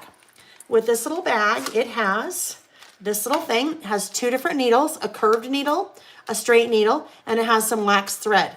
And then it has this little like awl, this little punching tool, okay? I used most of, oh, perfect, thanks, sweetie. I used most. You lost a page though. Oh, I lost a page. No, you lost a page. No, you lost a page. Oh, all right. So it does come with some wax thread. Now, after I recovered 5 of mine, I went, okay, I need to get wax thread and bring it into my website because, eventually you may need more wax thread. So Sam has now taken the staples out for me. Love that. Thank you, sweetie. He has taken the staples out for me. So no staples. These are all now individual pages. Yes, sweetie? It's almost one. I know. Thank you. Yeah, thank you. So we need to flip and I know. feed you. I know we do. Thank you. I appreciate that. I'm just going to take a few minutes. And then, oh, I know. Nick just looked at me like a few minutes. Mom. Really? No, we can finish this on part 2. I know. So we're gonna flip it up and say hi to everybody. Oh, and okay. we can finish that on Okay, part I 2. understand what you're saying. Okay. All right, guys, this is what we're going to do. Nick's like, you only have an hour. You only have an hour. I know, Vic, stand, because I'm going to flip the camera and they're going to say hi. We only have an hour break. So we will pick this up shortly after we start part 2. So really quick before I flip the camera and everyone else can say hi. We will end for an hour. We will start again at 1 p.m. Pacific time. There is a different link. So here on my YouTube channel, you will see 2 videos for today. You'll see a part 1 and a part 2. If you're joining me for the afternoon, you want to click on part 2, or no one will be on part 1. Part 1 will be over, okay? So I am going to, Flip the camera. hold on, I need to turn off the lights and flip the camera. And some of you, I know they're so good about keeping me on track, right? Listen to my crew, I know. Okay, flipping the camera. Sorry. Okay, so one of those is Nick and one of those is Sam. And clearly they are much shorter than I am. I mean, taller than I am. Hang on, let me fix that part, you guys. It's okay. It's fine. Okay. Just. I know, hold on. Hold on. Now they're just getting our chests, which no one wants to see that. Okay, hold on. No, it's crooked. I'm going to call 911. Mom. Well, here we are. So we might have to Hi, just, Vicky. just have to bend down a little Hello, bit. everyone. Hi, you guys. Okay, so this is Sam. Some of you remember Sam, although Sam looks a little bit different now. His hair, super long. Look at those beautiful curls. Thank you. And he's got some, no, don't mess my hair up, dork. And then this is my husband, Nick. You guys have kind of seen and met, well, seen some Nick, but Yeah. you're usually like chatting with him online a little bit. I don't know, they joined me last year when we did our 1 year, so it's kind of fun. And I thought it'd be fun to have them here for part 2, except for Jack. Unfortunately, Jack's not with us. He is, well, he's living his life in Washington. Yeah, so he's working. And Maybe he'll join via chat. oh, did you? Dad probably reached out and said, "Hey, Jack, you might want to." Okay. Haven't heard from him. But All right, guys. So this is part of my crew. My support system, huh? yes. Right. Yes. And we're going to support her right now. You're with going to some support love. me right now with some lunch. Okay, friends. So that's the deal. Just a couple of quick housekeeping items, because guess what? It's 12:56. I still have 4 minutes. So Mom, here we go. What? We're gonna go start turning things off. Oh, you are? Okay, no, just give me 1 more minute. Sam's like, I want to. Okay. I'm turning things off. No, 1 more minute. Please, Sammy. All right. Let's just recap a couple things, friends. There were lots of giveaways, more giveaways that I didn't even get to for this morning. So really quick. Oh, golly. Okay, another one of them was this all-purpose blending tool, or the Creative Memories all-purpose tool. You'll see me use this a lot. This is another giveaway. It's a live giveaway. So guess what I'm going to do? I'm just scrolling up. I stop. That is Tracy's Treasure. Tracy's Treasure 24. Send me an email, laylebymail@gmail.com with your name and address. Put all-purpose tool, put giveaway all-purpose tool in the subject line. So I know that's you. There was another one. Oh yes, we used the list bullets. The listing bullets, this guy. This was another giveaway, okay? A live giveaway. So I'm gonna do this. That one goes to Celia Perkins. Celia, this is you. Celia, you know the drill. I had to write that down. So Celia, email laylebymail@gmail.com, subject line giveaway, bullets, stamp winner. Name and address in the subject or in the email itself, and we'll send you that prize as soon as they get here. One more for this morning that's live. Where is it? Oh, it's over here. It is this. Oh, this is, you don't get the dirty all-purpose tool. You get the brand new one. This is the last prize. This Layle by Mail little canvas bag with scatter, or cotton bag, whatever. And in there you have the Scattered Thoughts stamp set. You have Scatter the sticker, and you have Scatter the pin. Okay, that's another live one. That live one goes to stopping at Linda Clark. Linda Clark. Okay, Linda Clark, you are sending me an email in the subject line giveaway Layle by Mail bag, and your name and address in the body of the email, and I'll send that to you. There are, I know. No, I still have 1 more minute. I have 1 more minute, Sammy. Okay. Oh my heavens. Okay. I'm just looking at my thing, you guys. That doesn't go there. Oh, okay. For anybody that's watching the replay, and even those of you that aren't watching the replay, you can still participate in this giveaway. You do this by leaving a comment on this video as soon as it's over. I also have these two little goodies. So saltwater taffy is brand new. When I bought saltwater taffy for myself, I bought an extra one to give away. And then also I had an extra rustic wilderness, and this is the distress ink, not the oxide. So that will be one of the giveaways that you leave a comment on the video for when it's over. And then, oh yes, the new washi bundle. All 6 new rolls of washi. You remember that it looks like these. Because China's in lockdown again, 37 million people, and so they could not send me my washi. Just the samples. The rest are still coming by the end of the month. But so that will be someone will win those in the comments after the video. And then the last one for this morning. Oh yeah. Last one for this morning session is this. The listing with Layle workbook and the pencil. All right, so lots of ways to win. We'll have lots of giveaways this afternoon as well, whether you're live watching in the chat or whether you're watching recorded. Sale is still going today. That will go until midnight or 11:59 p.m. Pacific time on March 19th today. All of my Layle by Mail stuff, whether it's any of the brand new stamps or brand new washi, or my existing Layle by Mail stuff, all of the Layle by Mail branded products, those things are 15% off as part of our little celebration. So if you're placing an order, if you already placed an order and want to add to it, go ahead and place a second order. And then send me an email and say that you want those orders combined. We will ship them together. When your order ships, we will refund your shipping on the second order. But because today, the next couple of days are going to be crazy, I need you to do 2 separate orders, and then we'll hand it on the back end. Last thing about ordering if you're international. Generally, especially if you're not ordering like a project kit, if you're ordering a stamp or something, we can get your shipping down much lower. So you can either check out and then we'll refund the shipping difference when we ship, especially if it's like stamps and things smaller like that we can put in a bubble envelope. Or you can email and say, hey, this is my name, this is my address, this is what I'm interested in ordering, can you tell me the shipping? And that may take us, depending on how many of those there are, maybe like a week just to get through. So, all right, friends, I'm going to sign off for an hour. Remember, there is a second video, second link. And we will start up again at 1 p.m. Pacific time. And I hope to see you guys, there. Thank you for joining me. Thank you for being here to help celebrate with me, you guys. You mean everything. Okay, bye. We'll see you soon.